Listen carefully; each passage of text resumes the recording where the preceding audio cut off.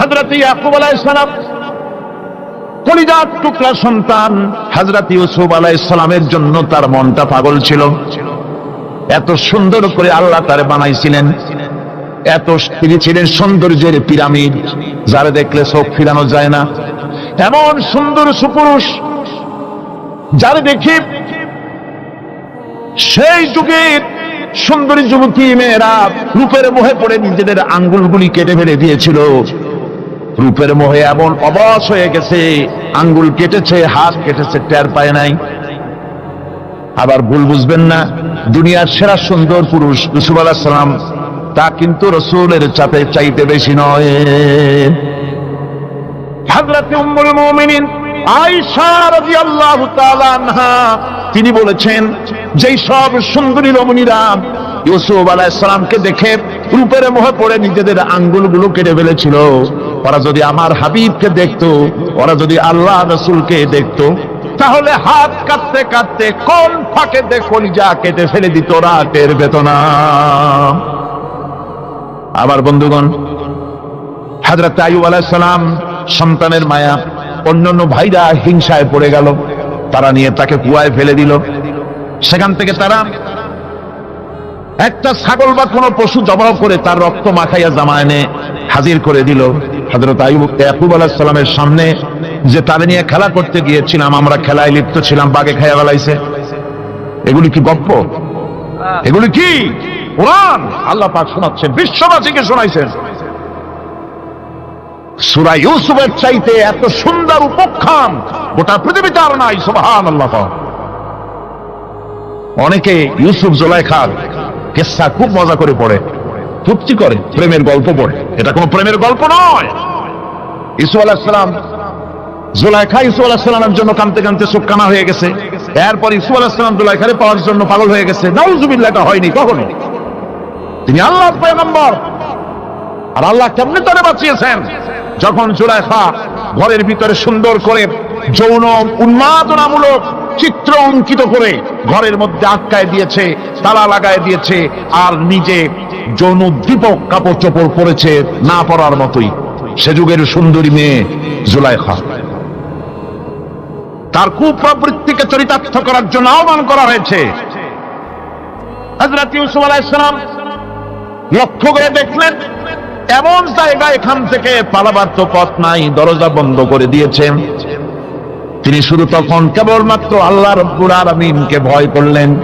আল্লাহকে ভয় করে আল্লাহর নাম নিয়ে যখন তালাবদ্ধ দরজার দিকে দৌড় দিয়েছেন, আল্লাহ রাব্বুল আলামিন আপন কুদরতে তালাগুলি খুলে দরজা তার জন্য উন্মুক্ত করে দিলেন। ইউসুফ আলাইহিস সালামকে ফালাই দিয়ে এভাবে করে কাপড় এনে দিল তার সামনে, রক্তমাখা কাপড় পেয়ে হযরত ইয়াকুব আলাইহিস সালাম সন্তানদের মুখে কাহিনী শুনে তিনি কি বললেন? কোরআনে কারীম তা কোট করেছে। তিনি চিক দিলেন না, ফাল দিলেন না, ফিট হয়ে পড়লেন না। তিনি বললেন, কলিজার টুকরা সন্তান তার মরার খবর শুনেছেন। তিনি বললেন কি? ফাসাবরুন জামিলুন ওয়াল্লাহুল মুস্তাআনু আলা মা তাসিফুন। আর উত্তম সবর অবলম্বন করব। তোমরা যে কাহিনী রচনা করেছো এর বেলায় আমি আল্লাহর কাছে সাহায্য চাই, আর উত্তম সবর অবলম্বন করব। আমার ভাইরা, 11 ভাই মনে করেছিল ইউসুফ আলাইহিস সালামকে মরণ কুয়ায় ফেলাই দিছি। তারা তো ঠিক পায় নাই এটা মরণ কুয়া না, এটা হচ্ছে একটা সুড়ঙ্গ, যাকে ইংরেজিতে বলে টানেল। এটা এমন একটা সুড়ঙ্গ, ওরা মনে করেছে মরণ কুয়া, কিন্তু আল্লাহ রাব্বুল আলামিন এই কুয়াতে এমন বানালেন, ওরা একদিকে ফেলাই দিল মরণ কুয়ায়, এই কুয়ার আর এক মুখ দিয়া আল্লাহ রাব্বুল আলামিন ইউসুফ আলাইহিস সালামকে নিয়ে মিশরের সিংহাসনে বসায়া দিলেন। এটা মরণ কুয়া নয়, এটা রাজ সিংহাসনে বসার সুড়ঙ্গ পথ। ইউসুফ আলাইহিস সালাম আজ প্রেসিডেন্ট, সুবহানাল্লাহ, প্রেসিডেন্ট হয়ে বসে আছেন। ওদিকে কেনানে অভাব লেগে গেছে, সেখানকার মানুষেরা সাহায্য নিতে এসেছে। ওই 11 ভাইও আসছে। হযরত ইউসুফ আলাইহিস সালাম দেখি চিনে ফেলেছে, ওরা কিন্তু তখনও ঠিক পায় নাই। হযরত ইউসুফ আলাইহিস সালাম চিনে ফেলেছেন এখন কি করা উচিত? সবগুলাকে ঠ্যাং উপরের দিকে উঠাইয়া তারপরে সমানে ধোলাই দেওয়াইতেও স্বাভাবিক ছিল, আমাদের মতো মানুষ হইলে, ঠিক কিনা? ঠিক তো বলবেনি, অভ্যাস তো এটাই। হযরত ইউসুফ আলাইহিস সালাম তাদের সামনে পরিচয় দিলেন। তারা যখন বুঝতে পারল, লজ্জায় তাদের মাথা হেট হয়ে গেল। হযরত তার এক তো লজ্জা, আর 2 নম্বরের ভয়, জান নিয়া কেনানে কেউ ফিরে যাইতে পারবো না। এখন অবস্থা হয়েছে যে জীবনই যায় নাকি এখানে। হযরত ইউসুফ আলাইহিস সালাম ভাইদের এই করুণ দুরবস্থা বুঝতে পারলেন, বুঝে চরম ধৈর্য ধরে তিনি কি বললেন? তিনি বললেন, লা তাসরিবা আলাইকুমুল ইয়াউম। ও ভাইরা, তোমাদের বিরুদ্ধে আমার কোনো ক্ষোভ নাই, দুঃখ নাই, বিদ্বেষ নাই, হিংসা নাই, আল্লাহর রাস্তে মাফ করে দিলাম। আল্লাহু আকবার, সুবহানাল্লাহ। এর নাম পয়গম্বর। এর নাম কি? পয়গম্বর। কিসের লেনিন, কিসের মার্কস? জওয়ানেরা, ভুল পথে মানুষ চলেছিল, আলহামদুলিল্লাহ আল্লাহ এগুলারে ডাস্টবিনে ফালাই দিচ্ছে। কারণ আলহামদুলিল্লাহ, আলহামদুলিল্লাহ। পয়গম্বর কারে বলে? কারে বলে পয়গম্বর? কি চরিত্র! রাসূল করিম সাল্লাল্লাহু আলাইহি ওয়াসাল্লাম তাকে একজন সাহাবী বলছিলেন, হুজুর বলছেন এই কামটা করলা না কেন? সাহাবী বললেন, হুজুর আপনি যদি চোখের ইশারায় বলতেন, মুখ দিয়ে না কইয়া, তাও তো আমি কামটা করে ফেলতাম, আমি তো বুঝি নাই। হুজুর বললেন, চোখের ছাড়ে ছাড়ে কাজ করা নবুয়তের শান নয়। আল ওয়াদুহু ওয়াস সারাহা, নবীরা যা করেন তা ডাইরেক্ট, কোনো বক্রতা নাই, স্পষ্ট কথা। আমার ভাইরা, হযরত ইউসুফ আলাইহিস সালাম বিনিয়ামিনকে কাছে নিয়ে পরিচয় দিলেন তার ভাইদের সামনে।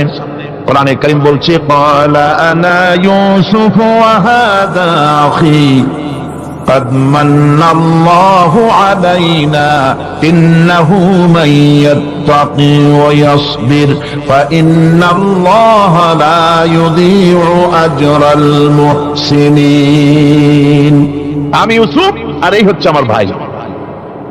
আল্লাহ আমাদের উপর ইহসান করেছেন। প্রকৃতপক্ষে যারা আল্লাহকে ভয় করে এবং সবর ইখতিয়ার করে, আল্লাহ এভাবে তাদেরকে, তাদের আমলকে নিষ্ফল হতে দেন না। আমার এই জামাটা নিয়ে যাও। হযরত ইয়াকুব আলাইহিস সালাম, কলিজার টুকরা সন্তান ইউসুফ আলাইহিস সালামের বিরহ যন্ত্রণায় ছেলেকে কতদিন দেখে না, কাঁদতে কাঁদতে চোখ দুটো অন্ধ হয়ে গেছে। মিশর থেকে কেনানের দিকে জামা রওনা হয়েছে। কোথায় মিশর, কোথায় কেনান? জামা যখন রওনা হয়ে গেছে, হযরত ইয়াকুব বলতেছেন, আমি যেন আমার ইউসুফের গন্ধ নাকে পেতেছি। জামা চলে এলো, চোখের উপরে রাখলেন, আল্লাহ রাব্বুল আলামিন তাকে চক্ষুষ্মান বানাইয়া দিলেন। ভাইরা আমার, পয়গম্বরেরা সবর করে গোটা দুনিয়ার মানুষের সামনে দৃষ্টান্ত সেট করেছে সবরকারী হন। আমার ভাইরা, হযরত ইব্রাহিম আলাইহিস সালামের কথা আল্লাহ পাক কোরআনে কারিমে বলছেন, সবরকারী কয়, দেখো শেখো সবরকারী কয়। আল্লাহ পাক বললেন, ইব্রাহিম তোমার বিবি আর তোমার নবজাতক এই সন্তানকে রেখে আসো মক্কা নগরীতে। তিনি চলে গেলেন। সেখানে ঘর নাই, বাড়ি নাই, কিচ্ছু নাই, চতুর্দিকে ধুধু বালু আর মরুভূমি। হযরতে হাজরা বলছেন, ইব্রাহিম সামান্য পানি আর খাবার দিয়া আমার সন্তান শুদ্ধ এখানে রেখে দিতেছো, আমি কি অপরাধ করেছি? কোনো জবাব নাই। 2বার 3বার বলার পরে হাজরা বলছেন, ইব্রাহিম গো, তবে কি আমার আল্লাহর হুকুম মতো আমারে রেখে যাচ্ছ নাকি? হযরত ইব্রাহিম আকাশের দিকে আঙ্গুল উঁচু করলেন। কথা বলবেন, বাক শক্তি বেরোচ্ছে না। 80 বছর বয়সের সময় একটা বাচ্চা আল্লাহ তারে দিচ্ছেন। আর এমন বাচ্চা, পয়গম্বরের ছেলে, কি সুন্দর চেহারা, মরুভূমির উপরে ফালাই দিয়াছো, ফালাই দিয়ে রওনা হয়ে যাচ্ছেন, মুখ দিয়া কথা সরছে না। আকাশের দিকে দেখালেন। হযরত হাজরা বুঝতে পারলেন। হযরত হাজরা বলেন, ইব্রাহিম কোনো চিন্তা নাই, নিশ্চিন্ত মনে বাড়ি ফিরে যাও। আমি আমার আল্লাহর উপরে এতটা ভরসা করি, আল্লাহর হুকুমে যদি আমার এখানে রেখে যেয়ে থাকো, আল্লাহ পাক আমাকে আর আমার কলিজার টুকরা ইসমাইলকে পানিতে আর খাবারে মারবেন না, অবশ্যই তিনি ব্যবস্থা করবেন। ব্যবস্থা হয়ে গেল। হযরত ইসমাইল বড় হয়ে গেলেন। আল্লাহ পাক অর্ডার করলেন জবাহ করো ছেলেকে। হযরত ইব্রাহিম আলাইহিস সালাম যখন জবাহের প্রস্তাব করলেন, হযরত ইসমাইল তা আপত্তি করতেন, বাবাজি আমার মায়ের আর আমাকে বাচ্চা অবস্থায় ফেলে গেলেন, খাবার দেন নাই, পরার দেন নাই, বছরের পর বছর আমাদের এখানে কাটলো, দেখতেও আসেন নাই, আজ আসছেন জবাহ দিতে, এটা কেমন কথা, কি ধরনের বাপ আপনি? এরকম বলছে নাকি? এরকম বলছে? হযরত ইব্রাহিম আলাইহিস সালাম প্রস্তাবটা কিভাবে পারলেন? আল্লাহ পাক কোরআনে কারিমে দৃষ্টান্ত রেখে দিয়েছেন। আল্লাহ পাক বলছেন, হযরত ইব্রাহিম ছেলেকে বললেন, ইয়া বুনাইয়া, ইয়া বুনাইয়া, হে আমার কলিজার টুকরা, লাডলা, হে আমার কলিজার টুকরা সন্তান, ইন্নী আরা ফিল মানাম আন্নী আযবাহুক, আমি স্বপ্নে দেখছি আমি যেন তোমাকে জবাহ করতেছি, ফানজুর মাযা তারা, তোমার রায় কি বলো? আমি তো স্বপ্নে দেখছি যে আমি তোমার জবাহ করতেছি, এখন তোমার রায় কি, তোমার মত কি? হযরত ইসমাঈল আলাইহিস সালাম শুনিয়া দিলেন দৌড়, নাকি না? হযরত ইসমাঈল আলাইহিস সালাম ধৈর্যের প্রতীক, তিনি কি কথা বললেন? তার মুখের কথা কোরআন শরীফে আল্লাহ পাক উঠায় দিলেন। হযরত ইসমাঈল বললেন, ইয়া আবাতি ফাআল মা তুমারু সাতাজিদুনি ইনশাআল্লাহু মিনাস সাবিরিন, হে আমার পিতা, আপনি যে ব্যাপারে আদিষ্ট হয়েছেন আপনি তা পালন করুন, অবশ্যই আমাকে ধৈর্যধারীদের মধ্যে পাওয়া যাবেন। সুবহানাল্লাহ।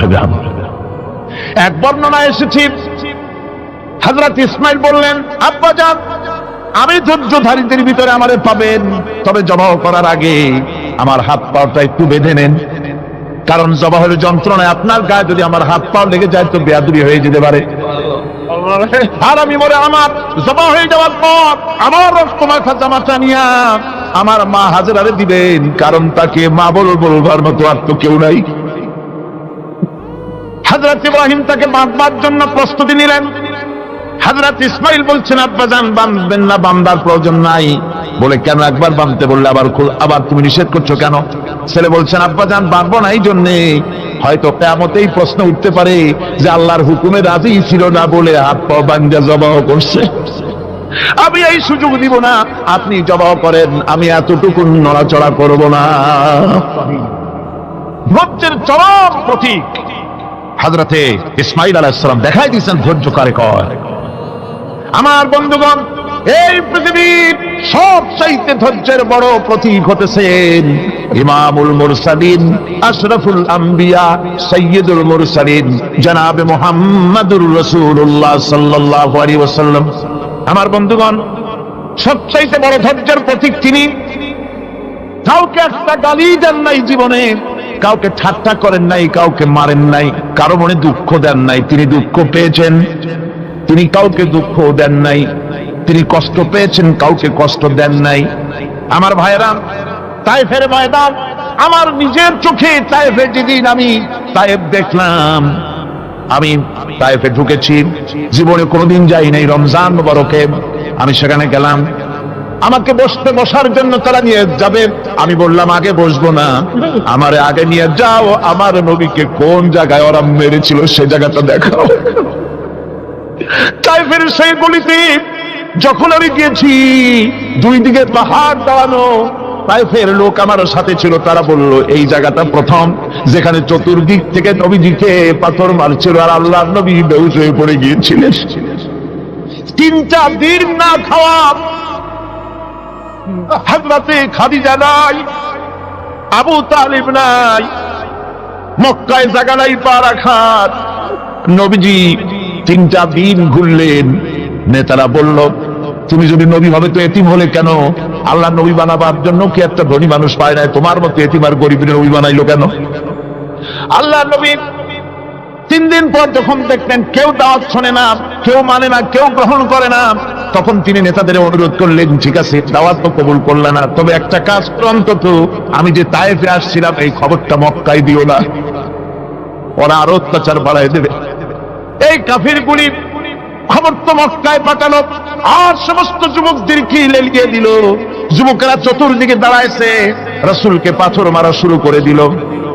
আমি যখন রেল লাইনের থেকে হাঁটি, যখন রেল লাইন কোনো সময় দেখি, রেলের পাথরগুলি, রেল লাইনের পাথরগুলি দেখলে আমার মাথায় যেন কেন তাইফের কথা মনে এসে যায়। আরে মানুষের গায়ে পাথর মারলে কি অবস্থার সৃষ্টি হয়? পাথর নূরের শরীর, রহমতের শরীর, কিটি কিটি রক্ত ঝরছে। নবীজিকে জোর করে উঠাইয়া জবরদস্তি করে হাঁটার জন্য তারা ধাক্কা মারতেছে।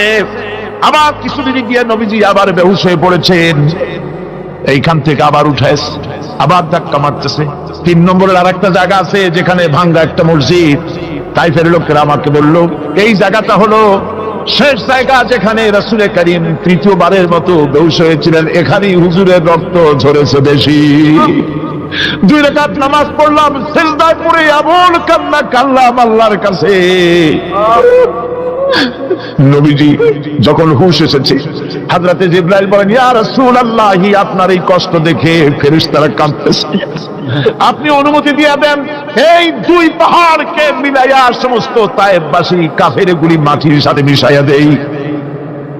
নবীজি বললেন, জিবরাইল, আমি যদি হুকুম করি আর আমার হুকুম মতো যদি এই কাম করো, একটা কাফেরও যদি না বাঁচে তাহলে কার মুখে পৌঁছাবো লা ইলাহা ইল্লাল্লাহু মুহাম্মাদুর রাসূলুল্লাহ। আমার ভাইরা, হুজুর সাল্লাল্লাহু আলাইহি ওয়াসাল্লাম উঠে বসলেন। এমন সময় হযরত যায়েদ শরীরের রক্তগুলি মুছে দিতেছেন। হুজুর সাল্লাল্লাহু আলাইহি ওয়াসাল্লাম বসে 2খানা হাত উত্তোলন করলেন। নবীজির চোখ থেকে পানি গড়ায় পড়তেছে। আরে কেউ নাই, আল্লাহ ছাড়া কেউ নাই সাহায্য করার। নবীজি হাত তুলে মুনাজাত করতেছেন, চোখ দিয়া পানি পড়ে দাড়ি ভিজে পড়তেছে, গায়ে দিয়া রক্ত ঝরতেছে। নবীজি কি দোয়াটা করলেন? বদদোয়া করলেন না, গজব দিতে বললেন না।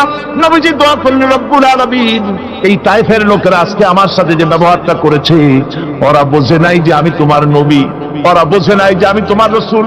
না বুঝে আমার উপরে যে অত্যাচারটা করলো, আল্লাহ তুমি এই জন্য রাগ করে এই তায়েফে তুমি গজব দিও না।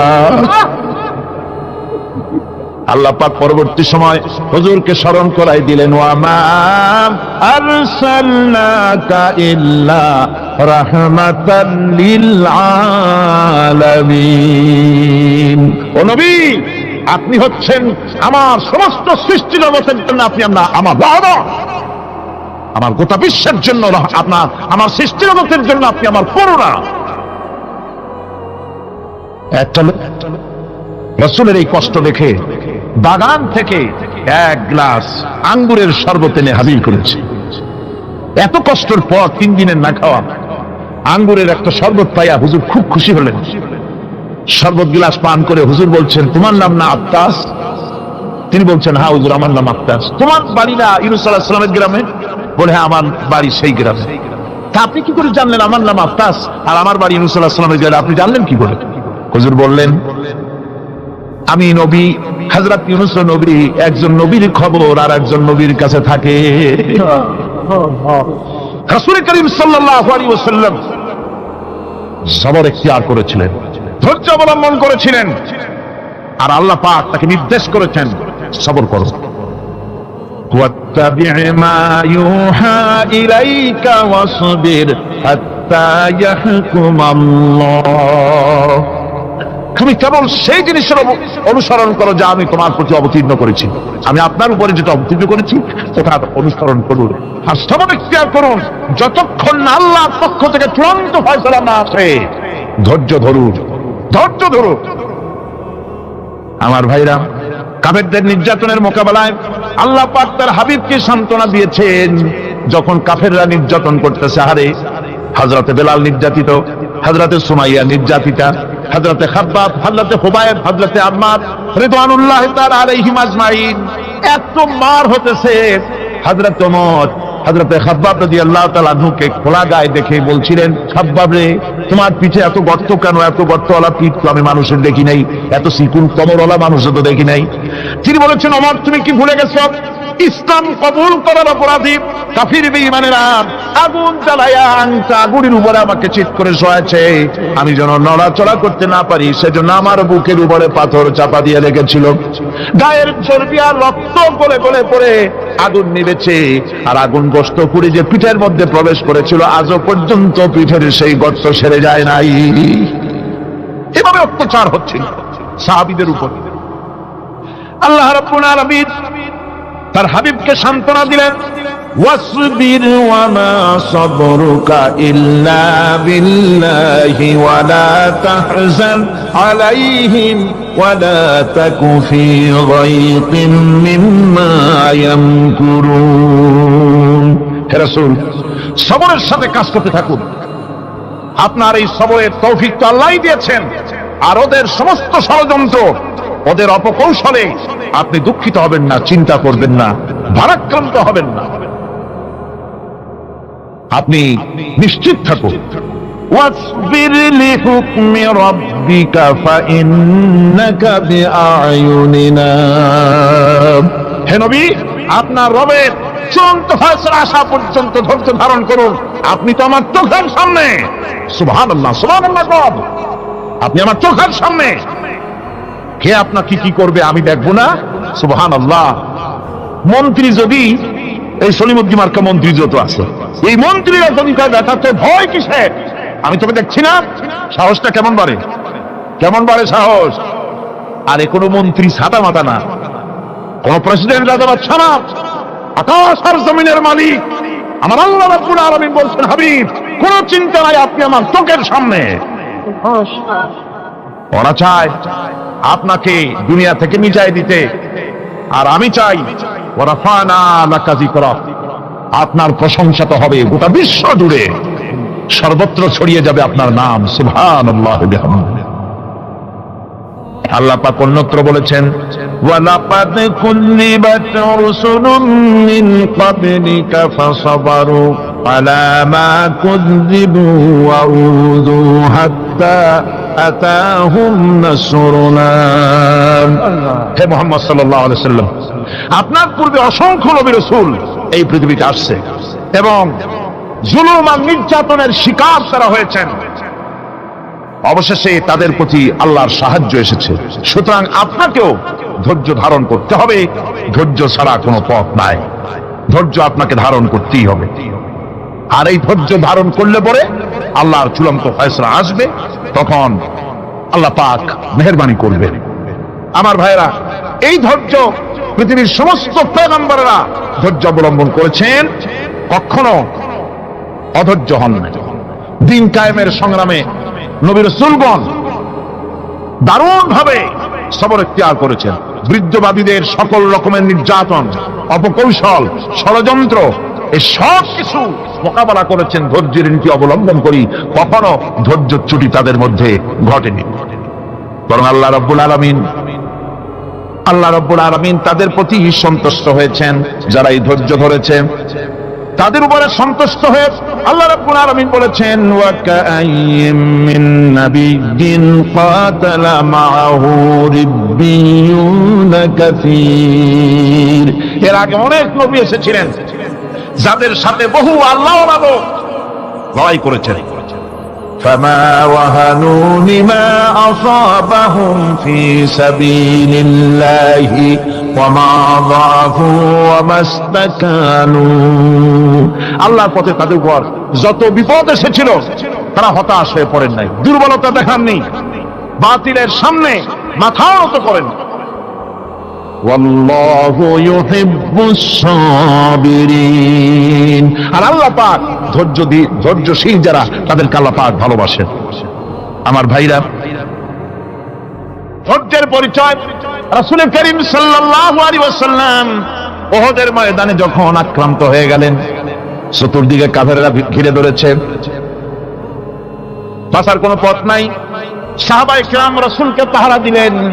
যারা রাসূলকে পাহারা দিতে দাঁড়াইছেন, জীবন দিয়ে পাহারা দিতে দাঁড়ায় গেছে, রাসূলের দিকে মুখ দিয়া, পিঠটা বাইরের দিকে দিয়ে রাসূলকে পাহারা দেওয়া শুরু করেছেন।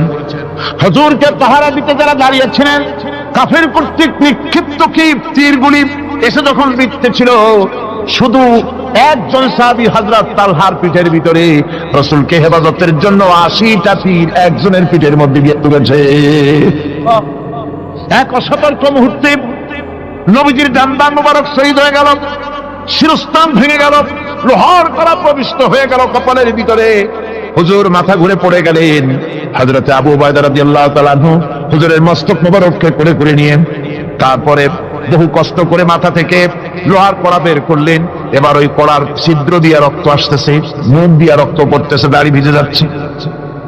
বুখারী শরীফে এসেছে, আল্লাহর নবী দুইখানা হাত নিজের চেহারার উপরে মলে আনে টাটকা রক্ত চোখের সামনে দেখে বলছেন, আহারে এই কওমের ফালাত কি করে হবে, এই কওমের মুক্তি কি করে হবে, এই কওমের নাজাত কি করে হবে, যে কওম তার নবীর চেহারা রক্ত দিয়ে আল্লাহ বানাইয়া দিল। নবীজি বললেন, আল্লাহুম্মা গফিরলি কওমি ফাইন্নাহুম লা ইয়ালামুন, আয় আল্লাহ পাক আমার এই কওম বুঝতে পারে না, ওদেরকে মাফ করে দাও। খবর ছড়িয়ে গেল নবীজি শহীদ হয়ে গিয়েছেন।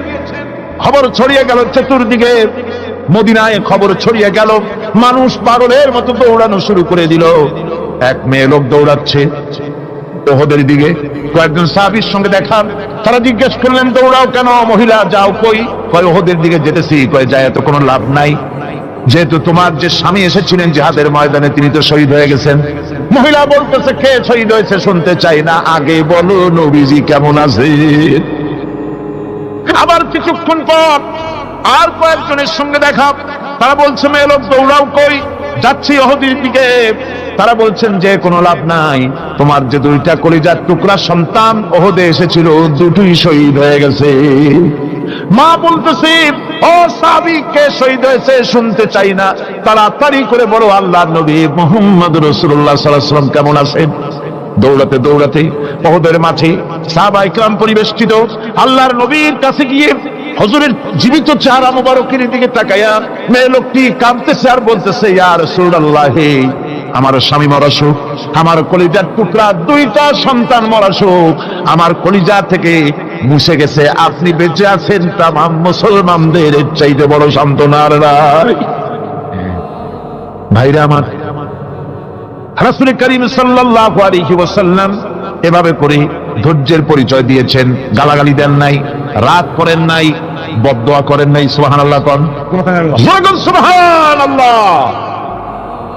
ভাইরা আমার, এই সবর এমন মহান বৈশিষ্ট্য এর মধ্যে রয়েছে।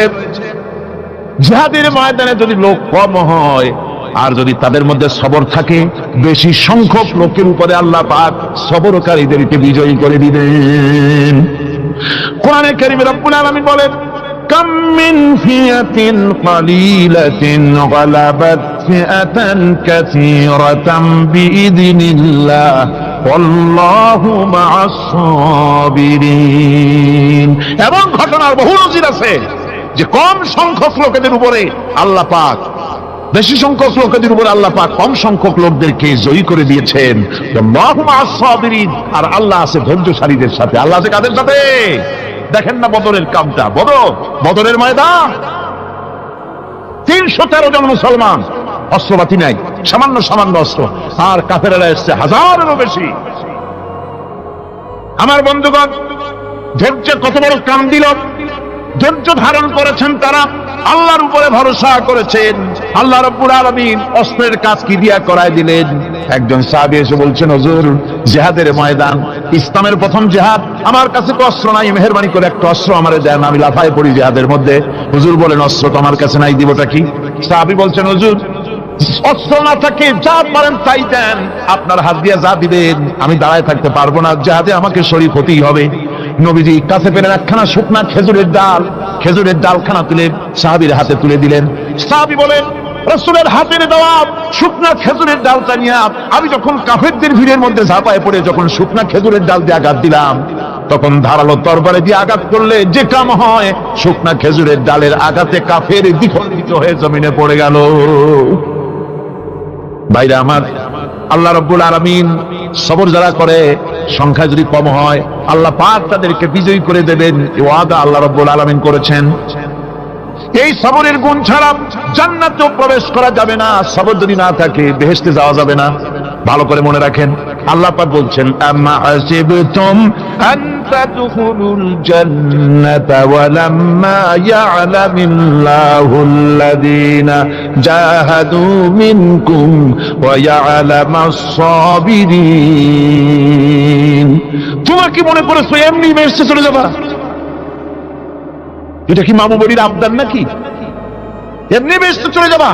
অথচ আল্লাহ রাব্বুল আলামিন এখনো দেখেন নেননি যে তোমাদের মধ্যে কারা জিহাদ করতে প্রস্তুত, কারা তোমাদের মধ্যে জিহাদ করে জান দেওয়ার জন্য প্রস্তুত, আর কারা ধৈর্যধারী, এটা তো আল্লাহ এখনো দেখে নেন নাই। সুতরাং হক এবং বাতিলের সংগ্রামে লিপ্ত হতে হবে। আল্লাহ দেখতে চান কারা জীবন দিতে চায়। সুতরাং ইসলামী আন্দোলনে যারা শরীক হবে তাদের বিপদ এবং মুসিবত দিয়ে আল্লাহ রাব্বুল আলামিন তাদের সাহসিকতা এবং ধৈর্যের পরীক্ষা নেবেন। কোরআনে কারীম বলছেন, وَلَنَبْلُوَنَّكُمْ حَتَّى نَعْلَمَ الْمُجَاهِدِينَ مِنكُمْ وَالصَّابِرِينَ وَنَبْلُوَ أَخْبَارَكُمْ। অবশ্যই আমি তোমাদেরকে পরীক্ষার সম্মুখীন করব, আর তোমাদের মধ্যে সত্যিকার মুজাহিদ দৃঢ়তা অবলম্বনকারী কারা আমি তা দেখব। এরা যেন আমি দেখে নিতে পারি, সেই জন্য আমি বিপদ এবং মুসিবতের মধ্যে তোমাদের ফেলবো। ধৈর্যধারীদের উপরে আমার রহমত অবশ্যই থাকবে। খবর এমন এক সম্পদ যা ধারণ করলে পরে আল্লাহ রাব্বুল আলামিন রাষ্ট্রীয় ক্ষমতা দান করে দেন। কোন সুবহানাল্লাহ, জোরে কোন সুবহানাল্লাহ। ধৈর্য ধারণ করলে আল্লাহ রাষ্ট্রের মতো বিরাট নিয়ামত আল্লাহ হাতে তুলে দিবেন। তার প্রমাণ কোরআন শরীফে আল্লাহ বলছেন, বনি ইসরাঈলরা মিশর থেকে যখন বহিষ্কার হয়ে গেল, তাদের যখন পা রাখার কোনো জায়গা থাকলো না, বনি ইসরাঈলরা মিশর থেকে যখন বহিষ্কার হয়ে গেল, এরপরে আল্লাহ পাক তারা যখন ধৈর্য অবলম্বন করলো, আল্লাহ পাক তাদের ব্যাপারে বলছেন, ওয়া আওরাসনাল কওমাল্লাযীনা কানু ইউস্তাযআফুনা মাশারিকাল আরদি ওয়া মাগারিবা আল্লাতী বারাকনা ফিহা। আর তাদের স্থলে আমি নির্যাতিত লোকদেরকে প্রতিষ্ঠিত করলাম। পশ্চিম এবং উত্তরের তাদেরকে আমি পশ্চিম এবং পূর্বের উত্তরাধিকারী তাদেরকে বানায় দিলাম। বিরাট এলাকা তাদের হাতে আমি তুলে দিলাম। ওয়া তাম্মাত কালিমাতু রাব্বিকাল হুসনা আলা বানি ইসরাঈলা বিমা সাবারু। আর এভাবে করে আল্লাহ পাক তার কথাকে পূর্ণ করলেন বনি ইসরাঈলদের উপরে। সবর ইখতিয়ার করার জন্য, ধৈর্য ধরার কারণে আল্লাহ পাক রাষ্ট্রের মালিক তাদের বানায় দিলেন। জোরে কোন সুবহানাল্লাহ। সবর যদি করা হয়, তো যুদ্ধ যদি বাদে যদি জিহাদ শুরু হয়ে যায়, আল্লাহ পাক বলেছেন ফেরেশতা দিয়ে সাহায্য করবে। যদি সবর থাকে, তোমাদের সবর থাকলে আল্লাহ কি দিয়ে সাহায্য করবেন? ফেরেশতা। কোরআনে কারীম বলছে, বালা ইন তাসবিরু ওয়া তাত্তাকু ওয়া ইয়াতুকুম মিন ফাওরিহিম হাদা ইউমদিদুকুম রাব্বুকুম বিখামসাতি আলাফিন মিনাল মালাইকাতি মুসাউমিন। হ্যাঁ, তোমরা যদি ধৈর্য অবলম্বন করো আর আল্লাহকে ভয় করে চলো, তাহলে এক্ষুনি আল্লাহ রাব্বুল আলামিন তোমাদের জন্য কাতারে কাতারে শৃঙ্খলাবদ্ধ 10,000 ফেরেশতা দিয়ে তোমাদেরকে সাহায্য করবেন। সুবহানাল্লাহ। তোমাদেরকে ফেরেশতা দিয়ে সাহায্য করা হবে। তোমরা যদি সবর ইখতিয়ার করো, তাহলে সংখ্যা যদি কম হয়, বেশি সংখ্যার উপরে জয়ী করে দেবে। ইয়াকুম মিনকুম 20 সাবিরুনা ইয়াগলিবু মিয়াতাইন। যদি তোমাদের ভিতরে ধৈর্যশীল 20 জন হয়, আমি 200 কাফেরের বিরুদ্ধে তোমাদেরকে জয়ী করে দেব। সুবহানাল্লাহ। তোমরা যদি হও ধৈর্যশীল 200 কি কয় 20 জন, 200 কাফেরের উপরে তোমরা জয়যুক্ত হয়ে যাবে। আর বিপদ আর মুসিবতে যারা ধৈর্য ধরে, তাদের জন্য আল্লাহর পক্ষ থেকে সুসংবাদ। সুসংবাদ কাদের জন্য? ধৈর্যধারীদের জন্য। কোরআনে কারীম বলছে, ওয়াবাশশিরিস সাবিরিনাল্লাযীনা ইযা আসাবাতহুম মুসিবাতুন ক্বালু ইন্না লিল্লাহি ওয়া ইন্না ইলাইহি রাজিউন। সুসংবাদ সেই সব ধৈর্যশালীদের জন্য যারা নাকি বিপদ এবং মুসিবতে আসলে যারা বলে, কি বলে, পড়েন আমার সাথে, ইন্না লিল্লাহি ওয়া ইন্না ইলাইহি রাজিউন। এটা শুধু আমাদের লোকেরা কেউ মরলে পড়ে, এটা শুধু মরার সময় নয়, বরং যে কোনো বিপদ আর মুসিবত এলে মোমেন বান্দা যারা, তারা কি পড়বে, ইন্না লিল্লাহি ওয়া ইন্না ইলাইহি রাজিউন। নিশ্চয়ই নিশ্চয়ই আমরা আল্লাহর জন্য এবং আমাদের সকলকেই আল্লাহর কাছে ফিরে যেতে হবে, প্রত্যাবর্তিত হতে হবে। সবরকারীদের জন্য রয়েছে জান্নাতের সুউচ্চ সম্মানের জায়গা। জান্নাতীদের জান্নাতে সবচেয়ে সম্মানজনক জায়গা আল্লাহ রাব্বুল আলামিন ধৈর্যশালীদেরকে দান করবেন। কোরআনে কারীম বলছে, উলাইকা ইউজসাউনাল গুরফাতা বিমা সাবারু ওয়া ইউলাক্কাউনা ফিহা তাহিয়াতাও ওয়া সালামা। এরা হলো সেই সব লোক যাদেরকে প্রদান করা হবে বেহেশতের সুউচ্চ মঞ্জিল, কারণ তারা সবর ইখতিয়ার করেছিল, তারা সবর করছিল, এই জন্য বেহেশতের সবচাইতে ভালো জায়গা তাদের দেওয়া হবে। কোন আলহামদুলিল্লাহ, জোরে কোন আলহামদুলিল্লাহ। এবং জান্নাতে সবরকারীদেরকে সম্বর্ধনা দেওয়া হবে, সম্বর্ধনা দেওয়া হবে। খালিদিনা ফিহা হাসনাত মুস্তাকাররান ওয়া মুকামা। চিরদিন তারা জান্নাতের ভেতরে বসবাস করবে এবং কতই না সুন্দর, কতই না উত্তম জায়গা সবরকারীদের জন্য আল্লাহ বেহেশতের মধ্যে রেখে যাবেন। জান্নাতে প্রবেশ করার সাথে সাথে চতুর্দিক থেকে ফেরেশতারা ছুটে আসবে সবরকারীদের জন্য। ওয়াল মালাইকাতু ইয়াদখুলুনা আলাইহিম মিন কুল্লি বাব। চতুর্দিক থেকে ফেরেশতারা তাদেরকে ইস্তেকবাল করবে, কি বলবে, সালামুন আলাইকুম বিমা সাবারতুম ফানি'মা উকবাদ-দার। তোমাদের প্রতি শান্তি বর্ষিত হোক, কারণ তোমরা পৃথিবীতে সবর অবলম্বন করেছিল। কতই না উত্তম জায়গা, কতই না সুন্দর জায়গা আল্লাহ রাব্বুল আলামিন সবরের বিনিময় তোমাদেরকে দান করেছেন। সুতরাং এই সবর হচ্ছে মুসলমানদের জন্য সবচেয়ে বড় নিয়ামত। আজ আমার তো মনে হয় পৃথিবীতে মুসলমানরাই সবচেয়ে বেসবর। ট্রেনে যাবে, বসা নিয়ে বেসবর, টিকিট নিয়ে বেসবর, বাসের মধ্যে বেসবর, বাজারে যাবে বেসবর, স্কুলে যাবে বেসবর, যেখানে যান সব জায়গায় আমরা বেশি অধৈর্য, ঠিক কিনা কর? সামান্য সামান্য জিনিস নিয়ে ঝগড়া করা, মারামারি করা, এই হচ্ছে আমাদের ট্র্যাডিশন। ধৈর্য অবলম্বন করতে হবে জীবনের সকল ক্ষেত্রে, এই ধৈর্য আমাদেরকে রক্ষা করতে হবে। এই ধরনের ধৈর্য যদি আমরা অবলম্বন করতে পারি, তাহলে আল্লাহ পাক বলছে, উলাইকাল্লাযীনা সাদাকু ওয়া উলাইকা হুমুল মুত্তাকুন। এরাই হলো ঈমানের দাবিতে সত্যবাদী। কোন আলহামদুলিল্লাহ। কারা কারা? না না, শুধু সবরকারী না, এই যে 10টা পয়েন্ট বলা হলো, কয়টা পয়েন্ট বলা হয়েছে? 10টি পয়েন্ট। সেই 10টি পয়েন্ট যারা পালন করবে এরা হলো ঈমানের দাবিতে সত্যবাদী, আর এরাই হচ্ছে প্রকৃতপক্ষের মুত্তাকি। আমরা মুত্তাকি বুঝি দাঁতে সাদা, দাড়ি দাড়ি আশ্রয় না, জাব্বা জুব্বা গায়ে দিয়ে কোনো জায়গায় পড়ে থাকে, হ্যাঁ, এটা বড় মুত্তাকি, খুব পরেজগার। সালার সস্কার যদি পড়ে তাহলে তো আরো বড় পরেজগার। জি, আর যদি কাপড় চোপড় মোটেও না থাকে তাহলে তো খাজা বাবা হয়ে গেল। জি, নাউযুবিল্লাহ মিন যালিক। আর আল্লাহ বলছে মুত্তাকি কারে কয়, শোনো, এরে কয় মুত্তাকি যাদের মধ্যে এই 10টা গুণ আছে। এই 10টি সত্য যদি সম্পাদন করতে পারি, যদি আমল করতে পারি, জীবন ধন্য হয়ে যাবে। সেই 10টি কথা আমি আবার আপনাদের স্মরণ পটে তুলে দিতে চাই, প্যাকেট করে পকেটে উঠাই দিতে চাই, যেন বাড়ি নিয়ে যেতে পারেন। 1 নম্বর হচ্ছে 10টি পয়েন্টের 1 নম্বর আল্লাহর প্রতি ঈমান। 1 নম্বরে আল্লাহর প্রতি ঈমান, 2 নম্বরে পরকালের প্রতি ঈমান, 3 নম্বরে ফেরেশতাদের উপর ঈমান, 4র্থ নম্বরে কিতাবের প্রতি ঈমান, 5ম নম্বরে নবীদের প্রতি ঈমান, 6ষ্ঠ নম্বরে সহায় সম্বলহীন নিকটবর্তী আত্মীয়, ইয়েতিম, মিসকিন, প্রবাসী, মুসাফির, সাহায্যপ্রার্থী, এদেরকে মুক্ত করার জন্য এদেরকে সাহায্য প্রদান করা, 7 নম্বরে নামাজ প্রতিষ্ঠা করা, 8 নম্বরে যাকাত আদায় করা, 9 নম্বরে ওয়াদা পালন করা, 10 নম্বরে সবর এখতিয়ার করা। কয়টা হলো? এই 10টি কাজ যদি আমরা পালন করতে পারি, বিপদে মুসিবতে ধৈর্য ধারণ করতে পারি, যত মুসিবত আসুক, আসলে এগুলি কিছু না। মুসিবত আল্লাহ টেস্ট করবেন, মুসিবত দিয়া আল্লাহ টেস্ট করেন। দেখা যায় যে ওদের শক্তি খুব বেশি, চোখে আপনি দেখতে পারেন, কিন্তু আল্লাহ বলছেন ইন্না কায়দাশ শায়তানে কানা দাঈফা। বাতিলরা হলো শয়তান, বাতিলরা কি? আর ওদের চক্রান্ত আসলেই দুর্বল, এদের চক্রান্ত আসলে কি?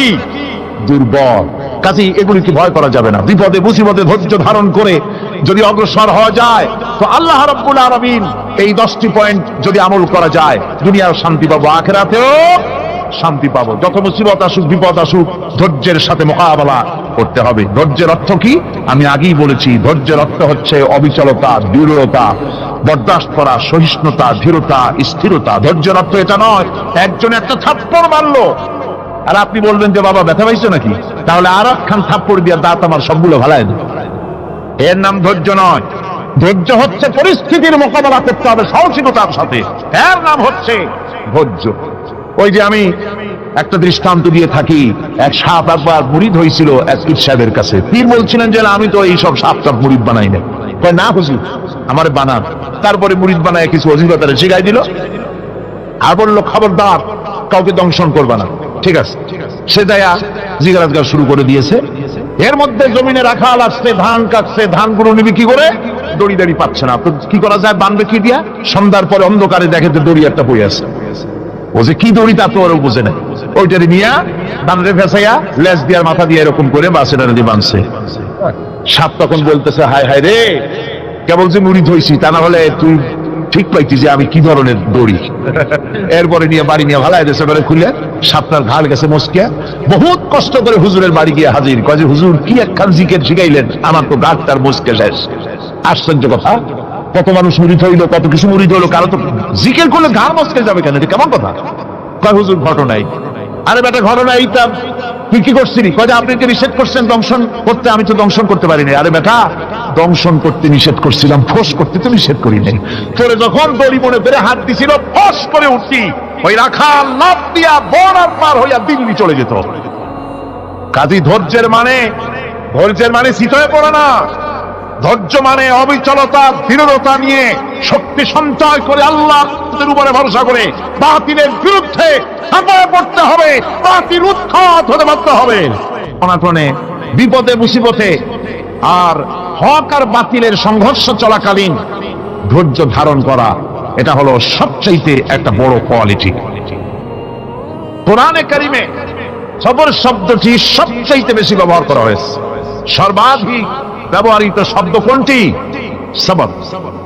সবর আরবি একটি মৌলিক শব্দ, এমন একটি মৌলিক শব্দ যার তাৎপর্য অন্য কোন ভাষা দিয়া খবরটা বললে যেমন বোঝানো যায়, অন্য কোন ভাষা দিয়া এটার অর্থ করে এটার হক আদায় করা সম্ভব না। আর এই সবর কোরআনে কারিমে বিভিন্ন জায়গায় বিভিন্ন অর্থে ব্যবহার হয়েছে। যেমন সবর শব্দের অর্থ হচ্ছে অবিচলতা, বাংলায় যা বোঝানো যায়।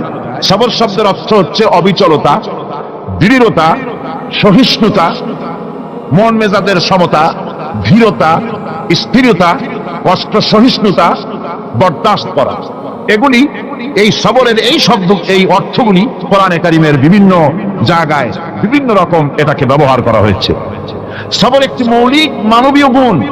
এই গুণ যার মধ্যে আছে, সে তার নৈতিকতার শীর্ষে পৌঁছে যেতে পারে। আর এই গুণটি যার মধ্যে অভাব, এই সবর যার ভিতরে নাই, সে মানুষের পর্যায়ে পড়ে না। যত অসুবিধা, যত কষ্ট, যত রকমের বিপদ মুসিবত, যত রকমের অসুবিধার সৃষ্টি হয়, তার মূলীভূত কারণ হচ্ছে ধৈর্যের অভাব, সবরের অভাব। দুনিয়ার সমস্ত নবী রাসূলগণ সবর অবলম্বন করেছেন। তারা ছিলেন সবরের মূর্ত প্রতীক। সবর কাকে বলে দুনিয়াবাসীকে তারা তা দেখিয়ে দিয়েছেন। নিজ নিজ কওমের কাছ থেকে যখন কওমের কাছে নবীরা দাওয়াত দিয়েছেন, ইসলামের দ্বীনের দাওয়াত দিয়েছেন, তখনই সমাজপতিরা, রাষ্ট্রশক্তি তাদের উপরে, নবীদের উপরে ভেঙে পড়েছে, অত্যাচার করেছে। আল্লাহর পয়গম্বরেরা এই সমস্ত অত্যাচারের মোকাবেলায় চরম ধৈর্যের পরিচয় দিয়েছেন। কোরআনে কারিমে উল্লেখ করা হয়েছে অত্যাচারের মোকাবেলায় আম্বিয়া কেরাম যা বলেছেন সেটা হলো এই, وما لنا ألا نتوكل على الله وقد هدانا سبلنا আল্লাহ পাক বলেন পয়গম্বররা বলেছেন আমরা আল্লাহর উপরে ভরসা করব না তো কার উপরে ভরসা করব? তিনি তো আমাদেরকে সঠিক পথ দেখিয়েছেন, সঠিক রাস্তা আমাদের দেখিয়েছেন, সুতরাং তার উপরেই তো আমরা ভরসা করব। وَلَنَصْبِرَنَّ عَلَى مَا آذَيْتُمُونَا وَعَلَى اللَّهِ فَلْيَتَوَكَّلِ الْمُتَوَكِّلُونَ। তোমরা আমাদের যে সব কষ্ট দাও, পীড়ন দাও, সেজন্য আমরা ধৈর্য অবলম্বন করব। তোমরা আমাদেরকে কষ্ট দিচ্ছ, আমরা ধৈর্য অবলম্বন করব আর ভরসা করব কেবলমাত্র তার উপরে যে আল্লাহ রাব্বুল আলামিন আমাদেরকে নবী করে পাঠিয়েছেন। সেই ভরসা করতে হলে সেই আল্লাহর উপরেই তো ভরসা করা উচিত। আমরা সেই আল্লাহর উপরে ভরসা করে আছি। তোমাদের যত খুশি আমাদের বিরুদ্ধে ষড়যন্ত্র করো, আমাদেরকে অত্যাচার করো। কোরআনে কারিমে হযরত হুদ আলাইহিস সালামের ঘটনা আল্লাহ রাব্বুল আলামিন এভাবে এনেছেন, तमाम এলাকার মানুষ তার বিরুদ্ধে ক্ষিপ্ত হয়ে গিয়েছে। সমাজের লোক, রাষ্ট্রশক্তি হযরত হুদ আলাইহিস সালামের উপর অত্যাচারের পাহাড় ভেঙে দিয়েছে। হযরত হুদ আলাইহিস সালাম একা মানুষ, সমাজের রাষ্ট্রশক্তির এই দুর্বিসন্ধি আর ষড়যন্ত্রের চ্যালেঞ্জ তিনি গ্রহণ করলেন। আর তিনি বললেন, তিনি যেটা বললেন আল্লাহ পাক কোরআনে তা কোট করে দিলেন। দুনিয়ার সমস্ত ইসলামী আন্দোলনের কর্মীদের জন্য আল্লাহ পাক কোট করে দিলেন, সমস্ত মুমিনদের জন্য তা উল্লেখ করলেন। হুদ আলাইহিস সালাম তিনি জাতিকে বললেন, ফাকিদুনি জামিআন সুম্মা লা তুনদিরুন। তোমাদের যত ক্ষমতা আছে সমস্ত ক্ষমতা নিয়ে আমার বিরুদ্ধে তোমরা ষড়যন্ত্র করো, আর আমাকে এতটুকু অবকাশ দিও না। আমি সেই আল্লাহ রাব্বুল আলামিনের উপরে ভরসা করেছি, যার কুদরতি হাতের ভিতরে আমার জান, আর গোটা পৃথিবীর সমস্ত প্রাণীর জান যার কুদরতি হাতের মধ্যে, যার হাতের ভিতরে গোটা পৃথিবীর সমস্ত জান, সে আল্লাহর উপরে ভরসা করেছি। যা খুশি তোমরা আমার বিরুদ্ধে করতে পারো। সুবহানাল্লাহ ওয়া বিহামদিহি। এটার নাম হলো ঈমান, এটার নাম সবর, এটার নাম ধৈর্য। এই ধৈর্য আসে ঈমানে কামেল হলে পরে এবং আল্লাহর উপরে পরিপূর্ণ বিশ্বাস হলে পরে। যদি কারো দিনের মধ্যে কথা বিশ্বাস থাকে যে আমার জন্য আল্লাহর পক্ষ থেকে যদি কোনো বুলেট নির্ধারণ করা থাকে, গোটা বিশ্ব যদি আমাকে পাহারা লাগায়, ওই বুলেট থেকে আমাকে বাঁচাইতে পারবে না। আর আমার জন্য যদি একটা বুলেট আল্লাহ কর্তৃক নির্ধারিত থাকে, তাহলে গোটা পৃথিবীর মানুষ চেষ্টা করেও সেই বুলেট থেকে আমাকে রক্ষা করতে পারবে না। এটার নাম হচ্ছে ঈমান। এই ঈমান যখন মানুষের মধ্যে সৃষ্টি হয়ে যায়, তখন সে বিপ্লবী শক্তিতে পরিণত হয়ে যায়। তার কাছে ভয় বলে কোনো জিনিস থাকে না, যেহেতু সে তো ভরসা করেছে এমন শক্তির কাছে যার চাইতে প্রচন্ড ক্ষমতা আকাশেও কারো নাই, জমিনেও। তিনি কে? জোরে চিল্লায় বলেন, তিনি কে? আমার বন্ধুগণ, রাসূল করিম সাল্লাল্লাহু আলাইহি ওয়াসাল্লাম হিজরতের রাতের সুর পাহাড়ের গাড়ে শহরের কাছে যখন চলে গেছেন, হজরের রক্ত হয়ে হয়ে আসতেছে। হযরত আবু বকর রাদিয়াল্লাহু তাআলা আনহু বলছেন, হে আল্লাহর রাসূল, এখন আর অগ্রসর হওয়া ঠিক হবে না, বেলা উঠে গেলে ধরা পড়ে যাব। এখানে গুহা আছে, ভিতরে প্রবেশ করি।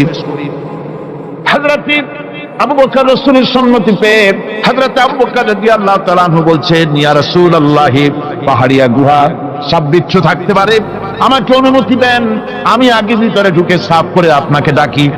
ভিতরটা সাফ করে তিনি ডাকলেন। রাসূল করিম ভিতরে ঢুকে বলছেন, আবু বকর, পাহাড় বেয়ে বেয়ে বড্ড কষ্ট হয়েছে, একটু বসো, তোমার উরুর উপরে মাথা রেখে আমি একটু ঘুমাইয়া যাই। আল্লাহর নবী আরাম ফরমাচ্ছিলেন।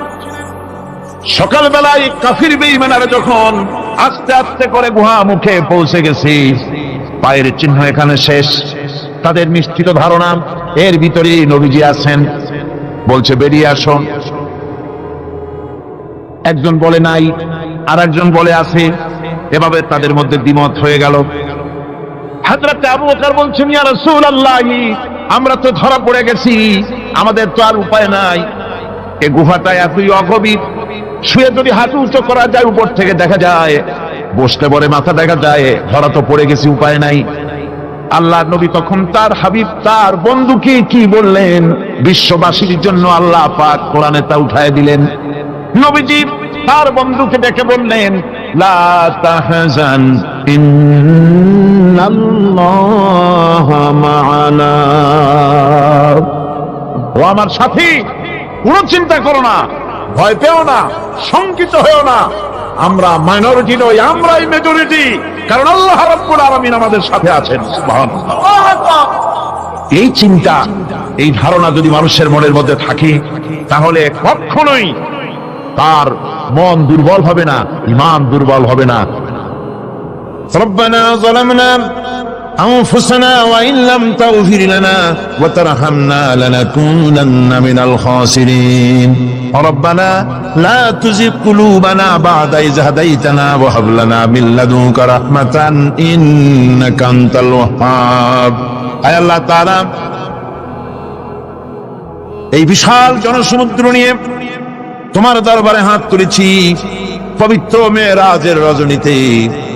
আয় আল্লাহ, তুমি দয়া করে মেহেরবানি করে আমাদের আলোচনা, দুরুদ সালামের সওয়াব আমাদের বিশ্ব নবী তোমার প্রিয় হাবিব জনাবে মুহাম্মদ রাসূলুল্লাহ সাল্লাল্লাহু আলাইহি ওয়াসাল্লামের রূহ মুবারকে পৌঁছায়া দাও। সমগ্র বিশ্বের মাটির নিচে যত মুমিন মুমিনাত শুয়ে আছেন, তাদের আরো আর পরে সওয়াব পৌঁছায়া দাও। আমাদের মা বাপ যাদের দুনিয়া থেকে বিদায় হয়ে গেল, আল্লাহ কবরগুলিকে জান্নাতের টুকরায় পরিণত করে দাও। রব্বির হামহুমা কামা রব্বায়ানি সগীরা। পড়েন সবাই, রব্বির হামহুমা কামা রব্বায়ানি সগীরা। আয় আল্লাহ তাআলা, বহু মানুষ দোয়া চেয়েছি, কতজনের কত কষ্ট, কেউ হসপিটালে আছে, কারো অপারেশন হবে, কেউ বা মরে গেছে, কেউ বা মামলা মোকদ্দমায় আছে, কেউ বা পারিবারিক অশান্তিতে আছে। আল্লাহ, যিনি যেই নিয়তে দোয়া চেয়েছে মেহেরবানি করে সেই নেক নিয়ত তোমার দরবারে কবুল করে নাও। বিপদগ্রস্ত লোকগুলির বিপদ থেকে বাঁচাইয়া দাও। আয় আল্লাহ রাব্বুল আলামিন, এই মাহফিলে লক্ষ লক্ষ জনতা সমুদ্রের ঢেউর মতো চতুর্দিক থেকে আসতে থাকে। তুমি আর তোমার কোরআন আর তোমার রাসূল ছাড়া কোনো স্বার্থ কারো মনে নাই। কাউরে রিক্সা ভাড়া দেওয়া হয় না, ট্রাক ভাড়া, বাস ভাড়া কাউকে দেওয়া হয় না, এক লোকমা খানাও এখানে পায় না, তাবাররুক বা সিন্নি বিতরণও হয় না। আয় আল্লাহ, নিঃস্বার্থ ভাবে এই লোকগুলি যাতায়াত করে। আল্লাহ, তোমার কোরআনের বরকতে সকলকে তুমি গুনাহ মুক্ত করে দাও। আয় আল্লাহ তাআলা, যাতায়াত আসান করে দিও, যাতায়াতের পথে কারো যেন কোনো বিপদ না হয়ে যায়।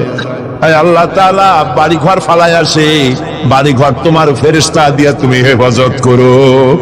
রব্বুল আলামিন, মা বোনেরাও কষ্ট করে আসে, আল্লাহ তুমি দয়া করে এ মাহফিলে যারা শরীক হয়, এ মাহফিলে কোরআনের মাহফিলে শরীক হওয়ার কারণে তোমার কাছে একটা দাবি করি। দাবিটা হলো, মেহেরবানি করে সব মানুষকে তোমার কাবা ঘর দেখাও। যারা উপস্থিত হয়েছে সকলকে তোমার হাবিবের রওজায় গিয়া সালাম দেওয়ার তৌফিক দাও। রব্বানা তাকাব্বাল মিন্না ইন্নাকা আনতাস সামিউল আলিম ওয়া তুব আলাইনা ইন্নাকা আনতাত তাওয়াবুর রহিম।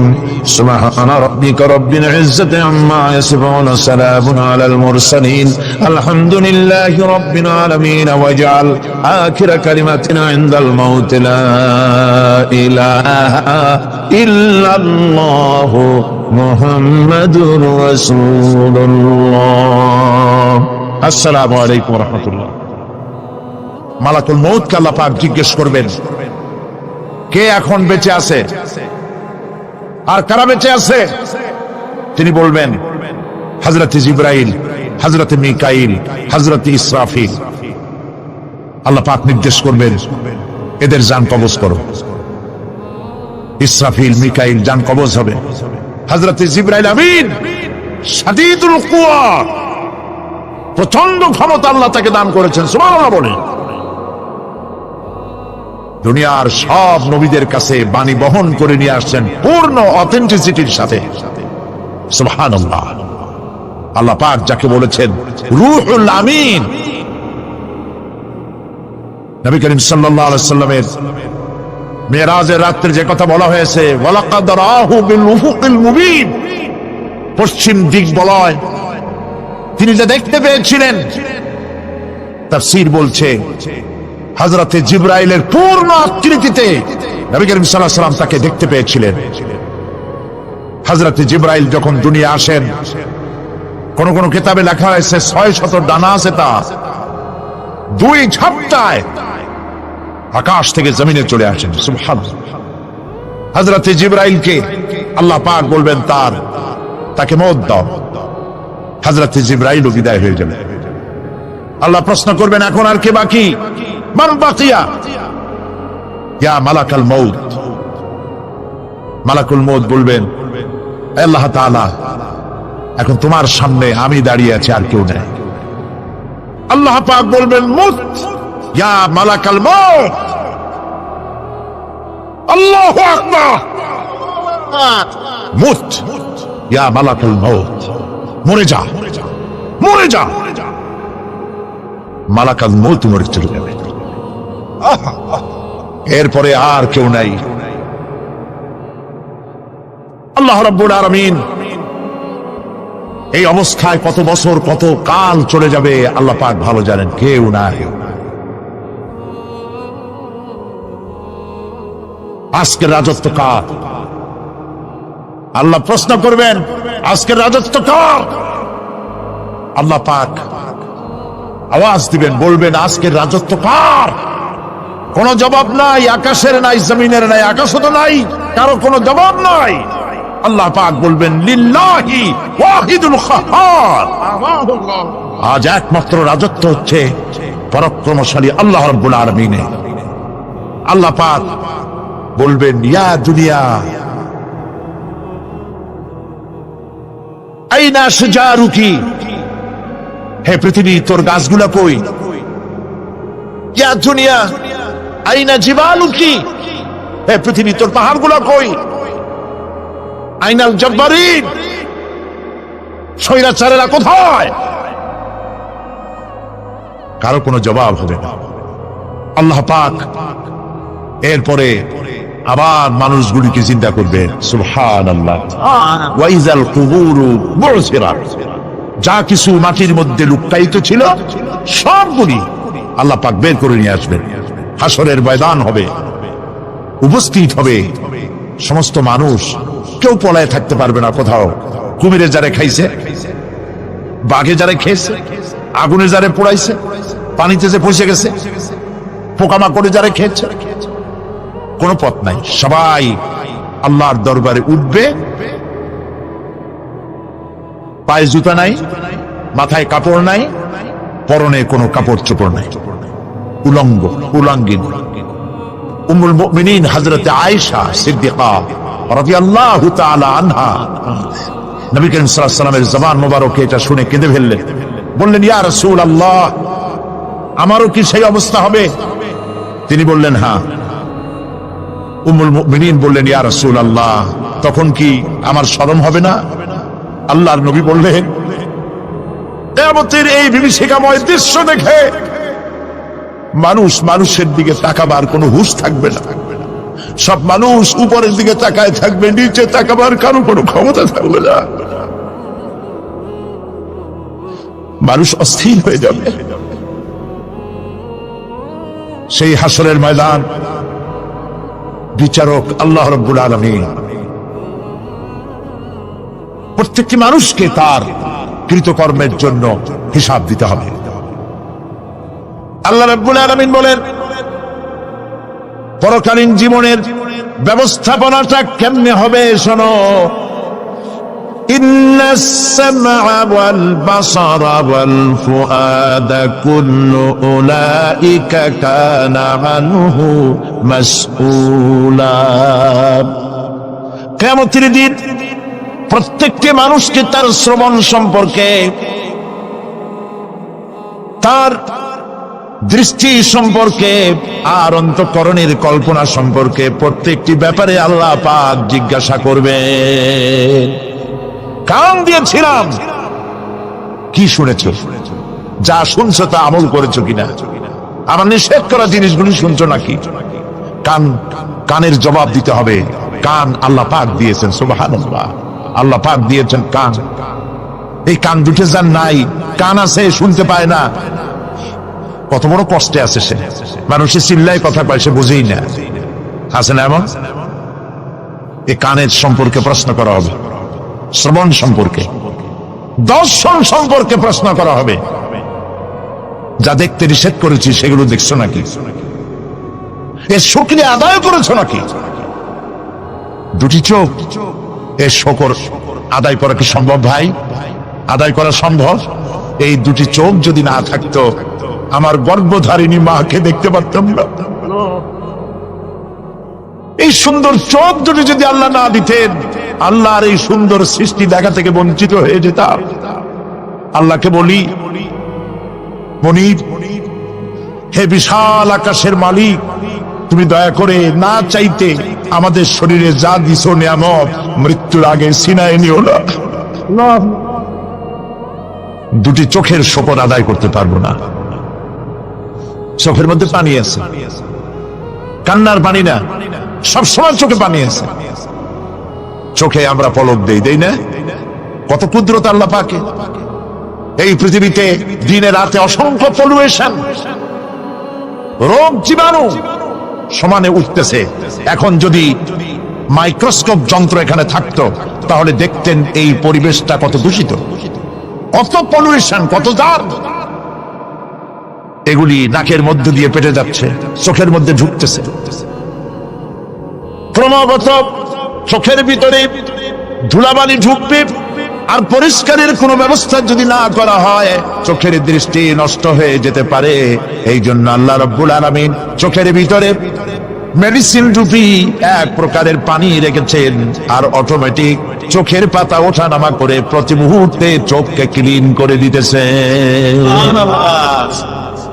এই চোখ সম্পর্কে আল্লাহ রাব্বুল আলামিন প্রশ্ন করবেন, অন্তঃকরণ সম্পর্কে প্রশ্ন করবেন। জবাব দেওয়া সেদিন বড়ই কঠিন হয়ে যাবে। এই জন্য আল্লাহ রাব্বুল আলামিন দুনিয়াবাসীকে সতর্ক করে দিচ্ছেন। তিনি আরো বলছেন, ওয়ালাকাদ খালাকনাল ইনসানা ওয়া না'লামু মা তুওয়াসবিসু বিহি নাফসু ওয়া নাহনু আকরাবু ইলাইহি মিন হাবলিল ওয়ারিদ। মানুষ সৃষ্টি করেছি আমি, তার অন্তঃকরণে কি চিন্তা হয়, কি কল্পনা হয় তাও জানি আমি। আর আমি আমার বান্দার যেই সাহারাগের উপরে মাথাটা খাড়া বিজ্ঞানীরা খুঁজে পাচ্ছে, আল্লাহ পাক মানুষের গলায় একটা টেপ রেকর্ডার লাগাই দিয়েছেন, সুবহানাল্লাহ বলেন। সেই টেপ রেকর্ড আমার এই যে বক্তৃতা ভিডিওতে ধারণ করা হচ্ছে, টেপে ধারণ করা হচ্ছে। এই বুদ্ধিগুলি কে দিছে? আরে ভাই কথা বলবেন তো আল্লাহর নাম জোরে না। এই বুদ্ধি কে দিয়েছেন? যে আল্লাহ বুদ্ধি দিয়ে আপনার আমার কথা রেকর্ড করাইতে পারে, সে আল্লাহ পাক আপনাদের আমার সাথে অদৃশ্য একটি টেপ রেকর্ড গলার মধ্যে ঝুলায় রাখছেন। এটা বিশ্বাস করবেন না? ঠিক আজ অনুরূপ ভাবে ইরাকের উপরে যে হামলা হচ্ছে, পৃথিবীর মুসলমানেরা নিজেদের জমিন ছেড়ে দিচ্ছে। আমার জমিনের উপরে দাঁড়াই আমার বাইরে পিটাও, আমার ভাইকে মারো, হত্যা করো। আমি তোমার বিমান বাহিনীকে, আমি তোমার নৌবাহিনীকে, তোমার ল্যান্ড ফোর্সকে জায়গা করে দিলাম। এই যদি দেয় তা আল্লাহ পাক সাহায্য কেন করবে? আল্লাহর ওয়াদা, আল্লাহর সাহায্যের ওয়াদা তো মুমিনদের জন্য। ওয়া কানা হাক্কান আলাইনা নাসরুল মুমিনিন, মুমিনদেরকে সাহায্য করা আমি আল্লাহর জন্য ওয়াজিব। আল্লাহ রাব্বুল আলামিন কোরআনে কারীমের মধ্যে বলেছেন, ওয়ালা তাহিনু ওয়ালা তাহজানু ওয়া আনতুমুল আলাউনা ইন কুনতুম মুমিনিন। কোনো ভয় নাই, কোনো চিন্তা নাই, যদি মুমিন হও আমি আল্লাহ তোমাদেরকে বিজয় দান করব। ইজা ফাতাশ শারত ফাতাল মাশরুত। শর্ত যদি পালন করা না হয়, ওয়াদা পূরণ হবে না। শর্ত হচ্ছে মুমিন হও। আল্লাহ বলছেন আমি সাহায্য করব। আমরা কি মুমিন হইতে পারছি? জবাব চাই, মুমিন হইতে পারছি? নিজের বুকের কাছে হাত দেন, নিজের কলবের কাছে, নফসের কাছে প্রশ্ন করুন। আল্লাহ যে মুসলমান চান, রসুল যে মুসলমান চান, যে কোয়ালিটির, আমি কি সেই কোয়ালিটি, সেই রিকোয়ারমেন্ট আমি কি ফুলফিল করতে পেরেছি? মন থেকে একটা নেগেটিভ জবাব আসবে, মন বলবে না এখনো হইতে পারো নাই। দাড়ি, টুপি, জামা, হজ, নামাজ হয়তো সবই ঠিক আছে, নামাজ পড়তে পড়তে হয়তো কপালে দাগও লেগেছে, কিন্তু মুমিন হওয়ার জন্য যেটা প্রয়োজন ছিল সেটা এখনো হয় নাই। এই জন্য আমি মাঝে মধ্যে দুঃখ করে বলি, মরা মানুষ তো জিন্দা হইতে পারে না, ঠিক কিনা? কিন্তু কোন মরা মানুষ যদি জিন্দা হইতে পারতেন, এমন কোন সিস্টেম যদি থাকতো, আর একজন সাহাবী যদি জিন্দা হতে পারতেন, আর আমাদেরকে যদি দেখতেন, আমাদের আমালগুলি যদি দেখতেন, চিৎকার দিয়ে বলতেন আল্লাহর কসম, মুহাম্মদ সাল্লাল্লাহু আলাইহি ওয়াসাল্লাম রক্ত দিয়ে, সাহাবায়ে কিরাম জীবন দিয়ে যে মুসলমান তৈরি করে গেছিলেন, এরা সেই মুসলমান না। আমাদের ইসলাম শুধু মসজিদের মধ্যে, আমরা যে মুসলমান তার পরিচয় শুধু মসজিদের মধ্যে। মসজিদ থেকে বেরিয়ে যাওয়ার পর আমার আচরণ আর হিন্দুর আচরণ আর খ্রিস্টানের আচরণের মধ্যে, ইহুদির আচরণের মধ্যে কোনো পার্থক্য আছে কি?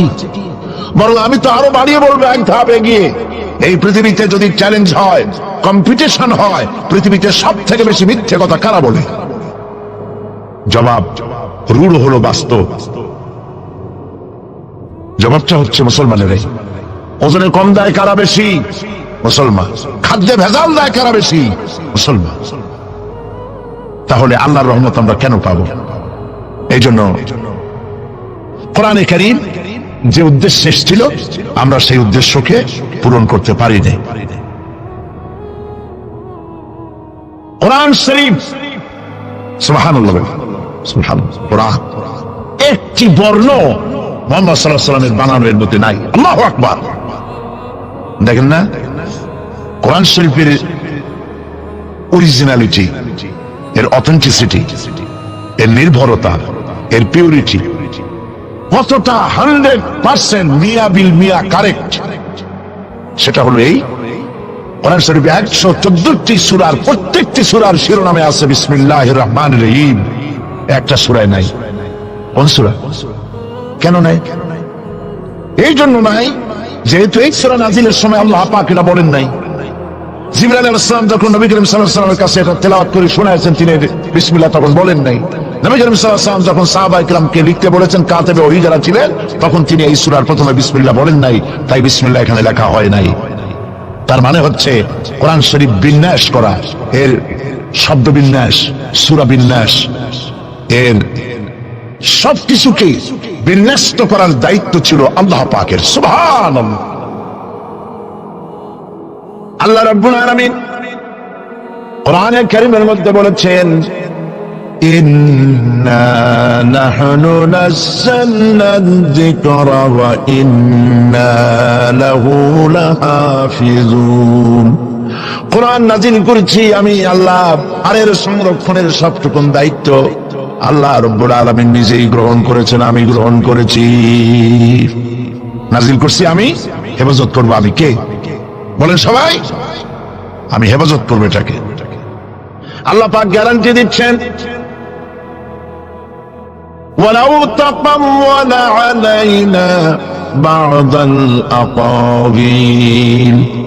আমার নবী যদি নিজের থেকে বানিয়ে কোনো কথা আমি আল্লাহর নামে কোরআন শরীফের ভিতরে চালাই দিতেন, আমি আমার নবীর ডান হাত চেপে ধরতাম, আর তার কণ্ঠ নালীকে আমি আল্লাহ কেটে ফেলে দিতাম। কত বড় কথা!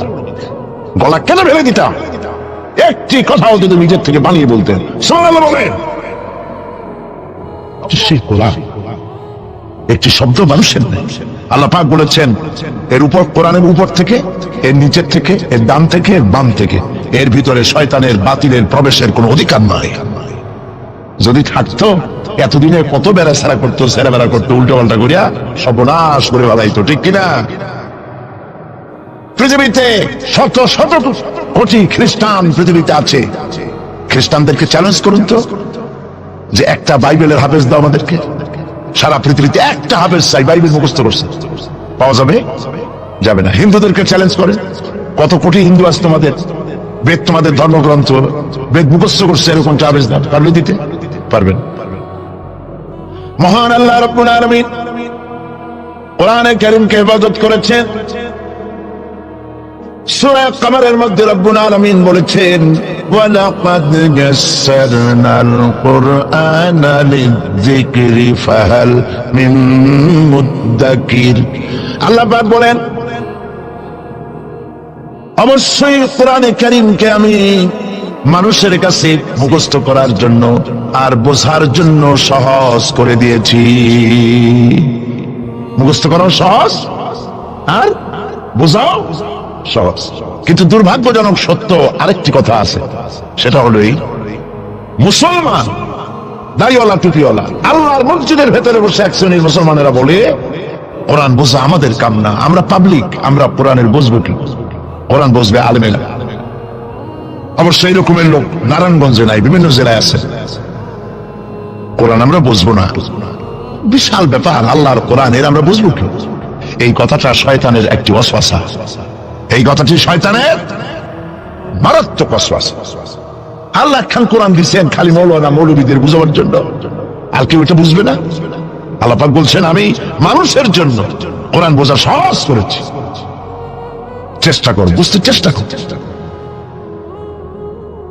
কোরআন শরীফ দুইটা জিনিস, একদিকে বোঝা সহজ, মুখস্থ করাও সহজ। আমার কাছে হাফেজ আমি পেয়েছি 8 বছরের বাচ্চা কোরআন শরীফ মুখস্থ করছে। আজকে পত্রিকা দেখলাম একটা ছোট্ট মেয়ের ছবি, 7 বছরের কোরআন শরীফ মুখস্থ করেছে, কোন মৌলানা সাহেবের ছেলে, তার মাও হাফেজ বাবাও হাফেজ। 7 বছরের ছোট্ট বাচ্চা 30 পারা করেছে। আপনি কি মনে করেন, পাগলামি মনে করেন এত বড় কোরআন শরীফ মুখস্থ করা? 7 বছরের বাচ্চা কোরআন মুখস্থ করছে। আমার কাছে মনে হলো যেন আটলান্টিক মহাসাগর আল্লাহ জিনুকের মধ্যে ঢুকাই দিছে। এই যে শরফুদ্দিন খলিফা নাকি একটা ছোট্ট বাচ্চার একটা ক্যাসেট বেরিয়েছে না, তানজানিয়া। লোকেরা বলে, খুব আশ্চর্য হয়ে যায় যে কেউ কেউ তো বলে যে এগুলি কম্পিউটার দিয়ে বানাইছে। যারা আল্লাহর কুদরত বিশ্বাস করে না তারা এরকম বলে। লোকেরা আশ্চর্য হয়ে যায়, এত রকম ছোট ছেলে কোরআন শরীফ মুখস্থ করুক কেমনে? বয়স তার 4 বছর। আসলে বয়স 4 বছর না, আমি আজ থেকে 4 বছর আগেই তার কাছে দেখেছি লন্ডনে। তাহলে হইতেই পারে, আল্লাহ পাক যদি ইচ্ছা করেন করতেই পারে। চিন্তা করে দেখেন না, একটা লোক 40 বছর পর্যন্ত লেখাপড়া জানে, লিখতেও পারেন না, পড়তেও পারেন না, নামও সই করতে পারেন না, কোন রাজনৈতিক ব্যক্তিদের সাথে ওঠা বসা করেন নাই, কোন কবি সাহিত্যিকদের সাথে ওঠা বসা করেন নাই। সেই লোকটি 40 বছর পর এমন কথা বললেন, রাজনীতির কথা, দুনিয়ার সব রাজনীতি ফেল হয়ে গেল, অর্থনীতির ব্যাপারে, সমাজনীতির ব্যাপারে এমন সব কথা বললেন, দুনিয়া ফেল। 40 বছর যিনি লেখা জানেন না, পড়া জানেন না, লিখতে জানেন না, পড়তে জানেন না, কে তিনি? সাল্লাল্লাহু আলাইহি ওয়াসাল্লাম। আল্লাহ পাক কেন পারবেন না? মরা গাছ দিয়ে ফুল ফুটাই দিতে পারে, মরুভূমির ভিতরে পানির প্রস্রবণ ঘটিয়ে দিতে পারে, আমিরকে ফকির করতে পারেন, ফকিরকে আমির করতে পারেন। এই তো আল্লাহ। যালিকুমুল্লাহু রাব্বুকুম, ইনি হচ্ছেন তোমার আমার রব। সুবহানাল্লাহি ওয়া বিহামদিহি। কোরআনে কারীমকে একদিকে মুখস্থ করা সহজ, আর মুখস্থ করার জন্য একটি সিস্টেম কোরআন শরীফের মধ্যে আছে, চিন্তা করলে যেগুলি পাওয়া যায়। সেটা হলো এই যে কোরআন যদি কেউ তাড়াতাড়ি পড়ে মনে হবে যেন প্রবন্ধ পড়তেছি, আর যদি থেমে থেমে পড়ে তাহলে মনে হবে যেন কবিতা পড়তেছি। সুবহানাল্লাহ। প্রত্যেকটা লাইনে লাইনে মিল, ছন্দের আকারে কোরআন শরীফ পৃথিবীর সমস্ত সাহিত্যের মানকে ছাড়িয়ে এত উপরে গিয়েছে যেই মান পর্যন্ত পৃথিবীর কোন সাহিত্য কিয়ামত পর্যন্ত পৌঁছতে পারবে না।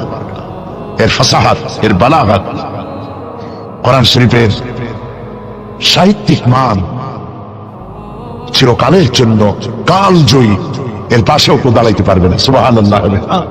কি পাগল ছাগল হাবিজাবি নবীয়তের দাবি করে। আজ নবীর দাবি করলে তো তার কাছে ওহী আসতে হবে। এই যে ছাগল পাগল যেগুলা নবীর দাবি করলো, নবী করিম সাল্লাল্লাহু আলাইহি ওয়াসাল্লাম ইন্তেকালের পরে 30 জন মিথ্যাবাদী নবুয়তের দাবি করবে, ঠিক না? তো নবী হইতে হইলে 3টা শর্ত লাগে। একটা হলো ওহী আসতে হবে, মুজিজা থাকতে হবে, আর চরিত্র। নবীর কপালে লেখা থাকে না যে উনি নবী, বুকের উপরেও লেখা থাকে না যে ইনি নবী। চরিত্র দিয়েই প্রমাণ হয় ইনি কোন সাধারণ মানুষ নন, ইনি আল্লাহর নবী। সুবহানাল্লাহ। তাই তো হযরতে নবী করিম সাল্লাল্লাহু আলাইহি ওয়াসাল্লাম যখন হযরত খাদিজা রাদিয়াল্লাহু তাআলা আনহার কাছে যখন দ্বীনের দাওয়াত দিলেন, কালেমার দাওয়াত দিলেন, 1 সেকেন্ডও তিনি দেরি করেননি। চিন্তা করেন না, আপনি নিজেকে বহুত ফেরেশতা রূপে আপনি বলতে পারেন যে আমি একেবারে অ্যাঞ্জেলিক ক্যারেক্টারের লোক, ফেরেশতা চরিত্রের মানুষ, বাইরে গিয়ে বহুত কথা বলতে পারেন, এমনকি বাইরে গিয়ে অনেক মুরিদও বানাইতে পারেন।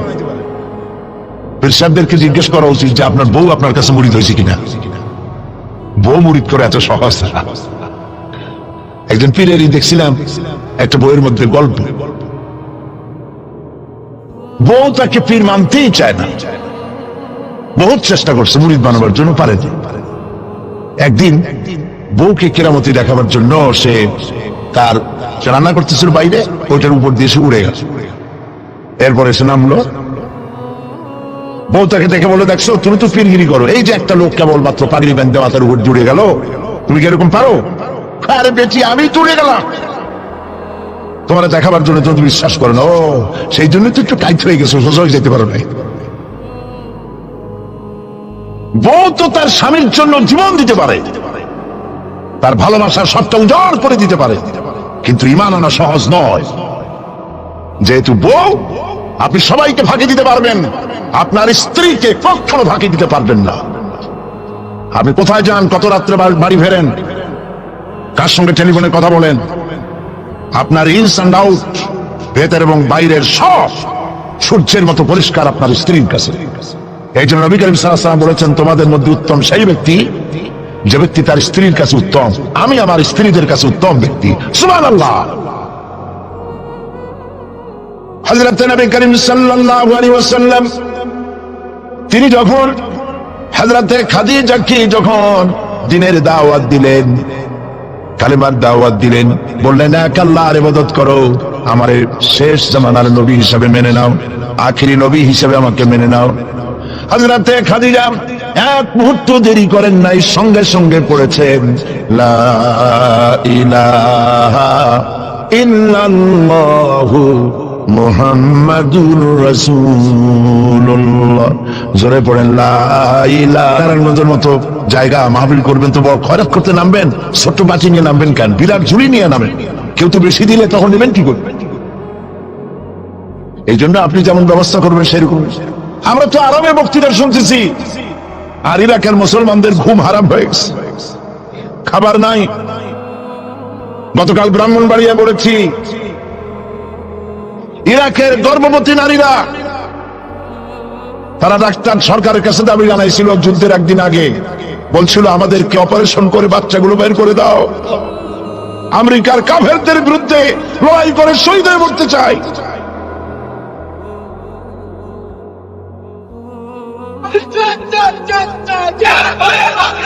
আমরা কিচ্ছু করতে পারবো না, কিন্তু দোয়া করতে পারবো। কি করতে পারবো?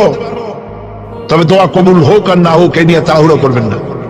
অনেকে মনে করে দোয়া তো করছিলাম, আফগানের জন্য হয়েছে কি? এই জাতীয় কথা বলা ইমানের বিপরীত, ইমানের খেলাফ। আপনার দোয়া কবুল করতে আল্লাহ বাধ্য নন। ফাআলুন লিমা ইউরিদ, যা খুশি তাই করেন। সুবহানাল্লাহ বলো। এই দোয়া যে করি, এই দোয়া কবুল আজ হবে, কাল হবে, অথবা 5 বছর 10 বছর পরে হবে, অথবা কবুল যদি না হয়, শাহনশাহ রব্বুল আলামিনের দরবারে দোয়া করা হয়েছে, এজন্য আল্লাহ পাক কিয়ামতে মর্যাদা বৃদ্ধি করে দিবেন। দোয়া করতেই হবে, দোয়া ছাড়া পথ নাই। কাজে বসবেন, হাঁটাহাঁটি করা ঠিক না।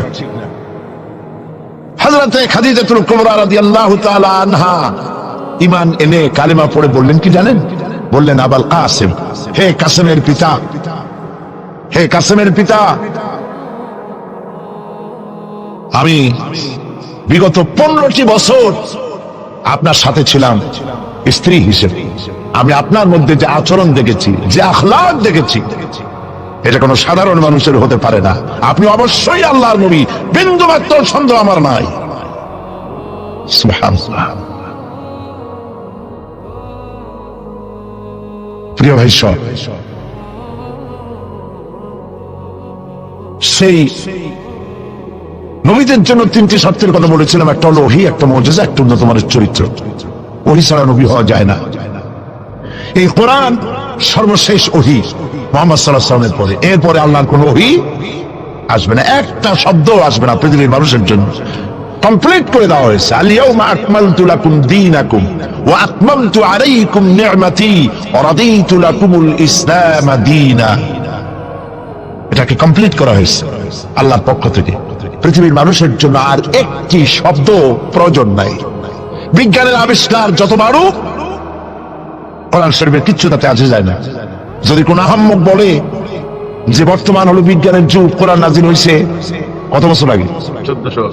১,৫০০ বছর আগে কোরআন নাজিল হয়েছে, সেই যুগের কোরআন। আর এখন মডার্ন যুগ, এখন কি এগুলি চলে? আরে বাবা, তোমার বিজ্ঞান ফেলের সামনে। বিজ্ঞানের থিওরি হচ্ছে, বিজ্ঞানের একটি থিওরি এই যে বিজ্ঞানের কোন থিওরি ফাইনাল নয়।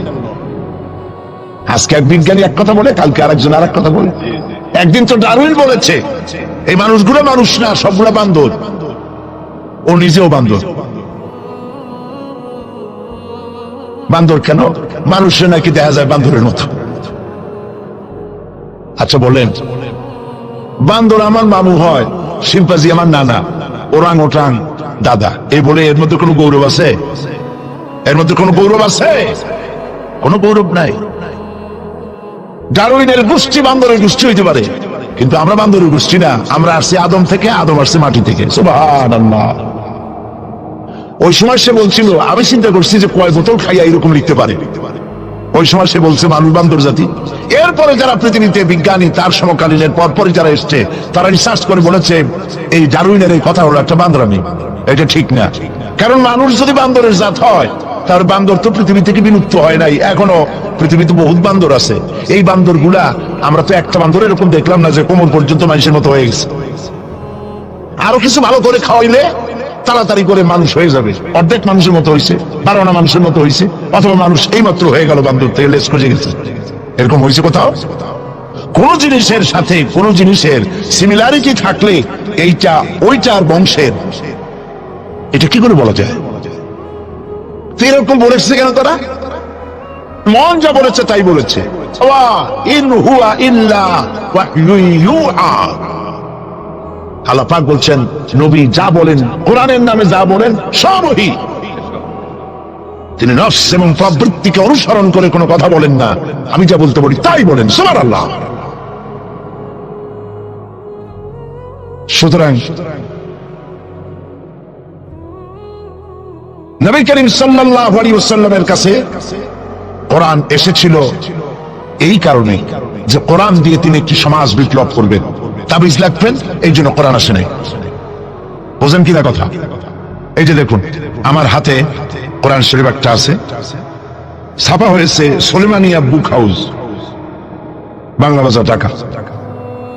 কে তাদেরকে অধিকার দিল কোরআন শরীফ ছেড়ে কোরআনের মধ্যে তাবিজের নকশা আঁকা? আল্লাহর কালামের সাথে এটা বেয়াদবি, বেহরমতি। এই জাতীয় কোরআন শরীফ বাজারে পাইলে আপনারা কিনবেন না। কোরআন শরীফ নাম্বার দিয়ে তাবিজ দেখার কোন অধিকার ইসলাম কাউকে দেয় নাই। কোরআন শরীফকে জাতির কাছে হালকা করেছে তাবিজের ব্যবসা দিয়ে। এটাকে একটা তাবিজের কিতাব বলে মনে করা হয়েছে। দেখুন, সূরা ফাতিহা, এই নকশা গলায় বাঁধিয়ে রাখিলে মুক্তি পাওয়া যায় রোগ হইতে। সূরা মারিয়াম, পেটে বাঁধিয়ে রাখলে বাচ্চা হবে তাড়াতাড়ি। সূরা ইউসুফ, এই নকশা গলার সাথে ঝুলায় রাখলে বিয়ে হবে তাড়াতাড়ি, কাঙ্ক্ষিত প্রেমিকাকে পাওয়া যাবে। এই জাতীয় আল্লাহর কালামের সাথে তামসা করেছে এরা। নাউজুবিল্লাহ বলে। তাবিজগুলো কি? কতগুলো দাগ দেওয়া, আর তার মধ্যে 573, 6072, 286, 1382। হারাম। আপনি 786 10 লক্ষ বার যদি দেখেন, একবার বিসমিল্লাহ সমান হবে না। ইমানকে সাফ করতে হবে। কোরআন শরীফ তাবিজ দেখার জন্য আসে নাই। নবী করিম সাল্লাল্লাহু আলাইহি ওয়াসাল্লাম তাবিজ লেখেন নাই, অনুমতি দেন নাই। সাহাবায়ে কেরামের একজন সাহাবীও তাবিজ লেখেন নাই। ঝাড় ফুকের ব্যাপারে ইসলাম অনুমতি দিয়েছে। নবী করিম সাল্লাল্লাহু আলাইহি ওয়াসাল্লাম নিজে ঝাড় ফুক করেছেন, সাহাবায়ে কেরাম করেছেন। তাবিজ লিখে লেখা ধান্দাবাজি কারে কয়? বলে যে টিউবওয়েলের পানি, কুয়ার পানি, খালার পানি, বেরের পানি, ড্রেনের পানি, পুকুরের পানি, নদীর পানি, 7 জায়গা দিয়ে পানি আনবা। জাফরানের কালি, তারপরে কালিজিরার ছাতু, এইগুলো মিশাইয়া এরপরে দাগ দাগ দিয়ে তাবিজ লিখলো। তারপরে লেখে এক এক পাশে ইয়া জিব্রাইল, ইয়া মিকাইল, ইয়া ইসরাফিল, ইয়া জিব্রাইল, হাবিজাবি কতগুলো লিখিয়া এই জাতীয় যা খুশি আল্লাহর ফেরেশতাদের নাম লিখে গলায় জোড়াবার কোনো মানে নাই। এগুলি করে কোরআন শরীফকে বেহুরমতি করা হয়েছে। নাউজুবিল্লাহ বলেন। বিশ্বাস করুন, কোরআন তাবিজ লেখার জন্য আসে নাই, কোরআন এসেছে ভাগ্য পরিবর্তন করার জন্য। আল্লাহ রাব্বুল আলামিন বলেন, তাহা মা আনজালনা আলাইকাল কুরআনা লিতাশকা। নবী হে, কোরআন আপনার উপরে এই জন্য নাজিল করা হয় নাই যে আপনি আপনার ভাগ্য নষ্ট হয়ে যাবে, ভাগ্য বিপর্যস্ত হবে না, এই জন্য কোরআন আসে নাই। কোরআন এসেছে ভাগ্যকে সুপ্রসন্ন করার জন্য। সুবহানাল্লাহ। সেই কোরআনের সাথে সম্পর্ক করেছি তাবিজের, কোরআনের সাথে সম্পর্ক করেছি চুমা দেওয়ার, মাথায় রাখার, বুকে লাগাবার। হ্যাঁ ঠিক আছে, কোরআন শরীফ মাথায় লাগাবো না কি লাগাবো? চুমা কোরআনে দেবো না কোথায় দেবো? বুকে কোরআন লাগাবো না তা কোথায় লাগাবো? এটা ঠিক আছে। কিন্তু আপনি বলেন, আপনি ডাক্তারের কাছে গেছেন, আপনি রুগী, ডাক্তার আপনাকে প্যাথোলজিক্যাল টেস্ট করে আপনার ডিজিজ কি তা ফাইন্ড আউট করে আপনাকে দিয়ে দিল, কি দিল? প্রেসক্রিপশন। আপনি প্রেসক্রিপশন গ্লাসের ভিতরে ভিজাইয়া 41 দিন সকালে আর বিকালে পান করলেন, অথবা প্রেসক্রিপশন ভাস করে মাদুরের মধ্যে ঢুকাইয়া গলায় ঝুলাই দিলেন, অথবা প্রেসক্রিপশন সকাল বিকাল চুমা খাইলেন। রোগ ভালো হবে? রোগ ভালো হবে? যদি কেউ প্রেসক্রিপশনের সাথে কোনো রুগী যদি এই ব্যবহার করে, তাহলে সেই রুগী সম্পর্কে আপনার চিন্তা, আপনার মত, আপনার রায়, আপনার ফতোয়া কি হবে বলেন জোরে? এটা যদি আল্লাহ পাক যদি হন মহান চিকিৎসক, আর এটা যদি হয় সেই মহান চিকিৎসকের পক্ষ থেকে বিশ্ববাসীর সমগ্র রোগের জন্য মহা চিকিৎসাপত্র প্রেসক্রিপশন, তাহলে এই প্রেসক্রিপশনের সাথে যারা ওই জাতীয় ব্যবহার করে তাদেরকে কি বলবে? এবারের ফতোয়া নিজের গায়ে পড়বে। বাচ্চা বড় হইতে পারে না, মায়ের পেট থেকে বাচ্চা আসছে, সমানে এতগুলো তাবিজ জুড়াই দিয়েছে গলায়। বাচ্চা যদি কথা বলতে পারতো তাহলে বলতো যে আল্লাহ কি অপরাধ করছে, এর চেয়ে তো মায়ের পেটে ভালো ছিলাম, এগুলো তো জাগাইতেও পারি না। কতগুলো তাবিজ, এরপরে কালো সুতা, হলুদ সুতা, লাল সুতা করতে পাইছো? আজমির শরীফ থেকে আনছি, হারাম। খ্রিস্টানদের কাছে যাওয়া হয় আর তারা ফু দিয়া সুতায় গিরে গিরে দিয়ে দেয়, হারাম। কেন সুতায় গিরে দিবেন? মুসলমান ছাগলের বাচ্চা নয় যে দড়ি দিয়ে সুতা দিয়ে আপনি বাঁধবেন। আপনাদের শরীরে যদি তাবিজ থাকে, বাড়ি যদি কারো থাকে, সব খুলে নদীতে ফেলে দেন। আলাইসাল্লাহু বিকাফিন আবদা। আল্লাহ পাক বলছেন, আমি কি আমার বান্দার জন্য যথেষ্ট নই? আলাইসাল্লাহু বিকাফিন আবদা। আমি আল্লাহ আমার বান্দার জন্য যথেষ্ট নই? চিল্লায় বলেন অবশ্যই যথেষ্ট। ওয়াইজা সালতা ফাসআলিল্লাহ ওয়াইজা ইসতাআনতা ফাসতাইন বিল্লাহ। যা বলার এক মহান সত্তার কাছে বলো, যা চাওয়ার এক মহান সত্তার কাছে চাও। তিনি কে? তিনি হচ্ছেন আল্লাহ পাক। সুবহানাল্লাহ বলেন, সুবহানাল্লাহ। প্রিয় ভাই সব, যারা মাজারে যায়